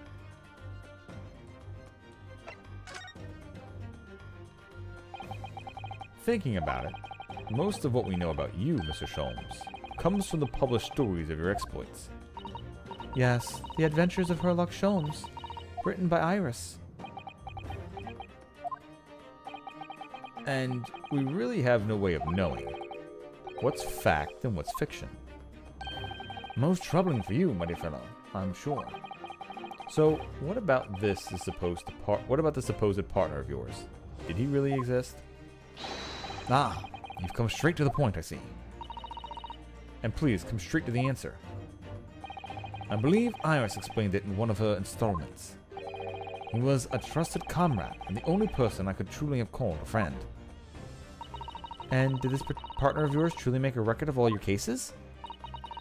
Are his notes really stored inside that metal chest? Absolutely, my dear madam. Absolutely. So, where's your partner now? We rarely meet. You see, he lives on the other side of the world. Huh? But if this autopsy report and the records of all your old cases were penned by the same hand, and if the autopsy report was written, though not signed by your famous partner, there would be only one logical conclusion. Pray, impress me. Your partner would be Eugen Mikotoba. In other words, Miss Sasato's father. Upon my words, Miss Naruhodo, yes?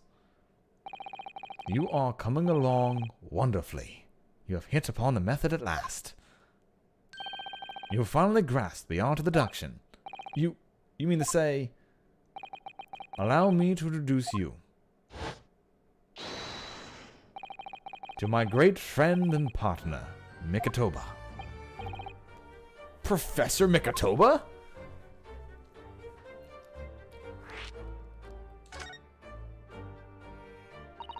Does this mean that you're the real Dr. Wilson? Oh, no, my dear. I'm still my old self, Eugen Mikotoba, your father. Oh, of course. This is obviously too much for Sasato-san to take in. I must say, though, my old friend has attained worldwide celebrity as a great mystery solver, as the greatest mystery of all. I still remember the first time we met. Pray remind me. When was it again, Mikotoba? 16 years ago, Sholmes. Ah, yes, quite. 16 years ago. I just arrived from Japan with Seshiro and Genshin. It was a search for lodgings close to the hospital. Some comfortable rooms at a reasonable price.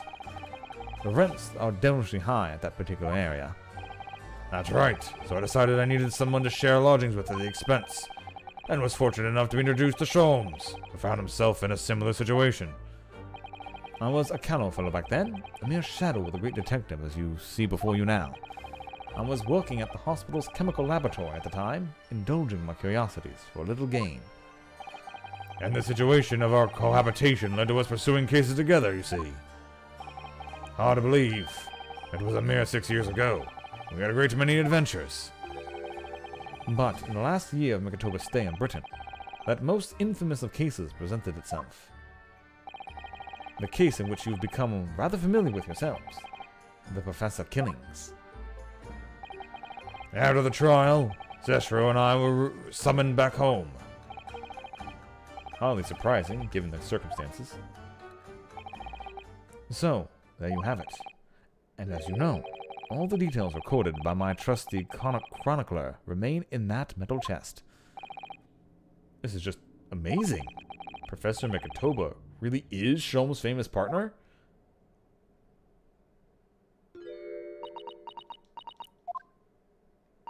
Father, Your goodness, my dear, what a cutting look. as your daughter, I'm very proud to learn that you were a great detective's great partner. But nevertheless, there's another mystery that I really must ask you to explain now. And that is? You know very well what it is. The unresolved matter of Iris's father. Oh, of course. I'd almost forgotten about that one. I should have seen this coming, I suppose.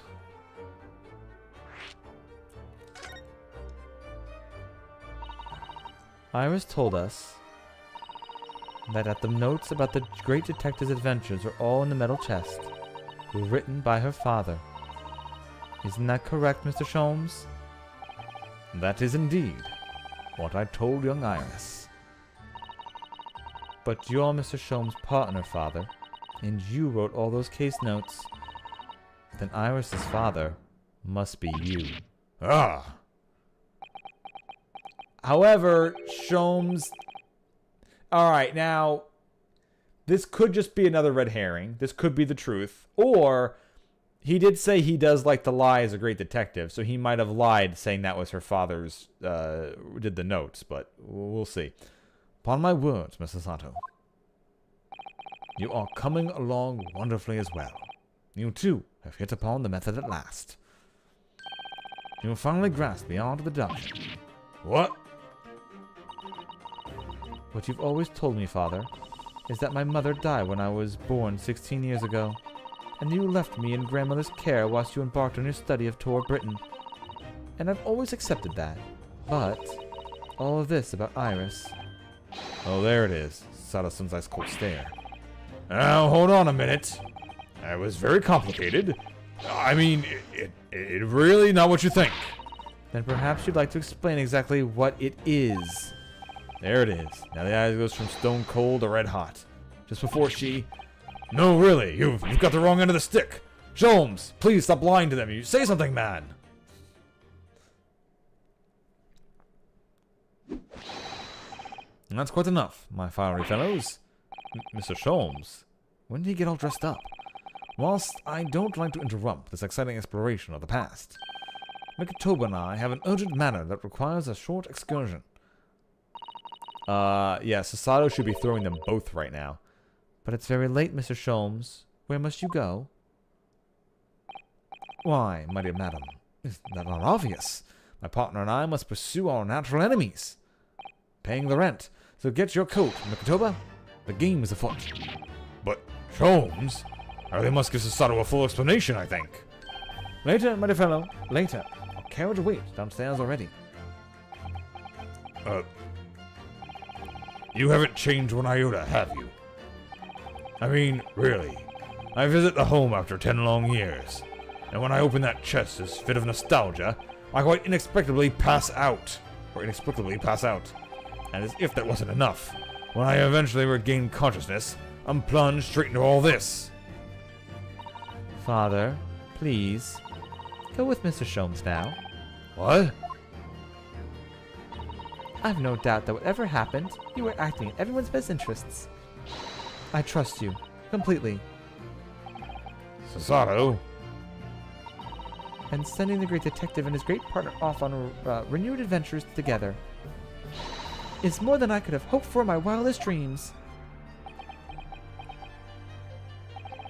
Very well then. We'll speak again later. So, I believe your own work is done for the day. I wish you the best of luck for tomorrow. Yes, Naruhodo. Good luck in battle. And in reaching a decision. A decision? About whether to go back to Japan, I suppose? So much happened that day that I barely knew what to do with myself. It would only be later that I'd come to realize how amidst the chaos I'd unleashed were all the clues I needed to finally unearth the truth, and that all the turmoil was necessary to give me the resolve to see everything through.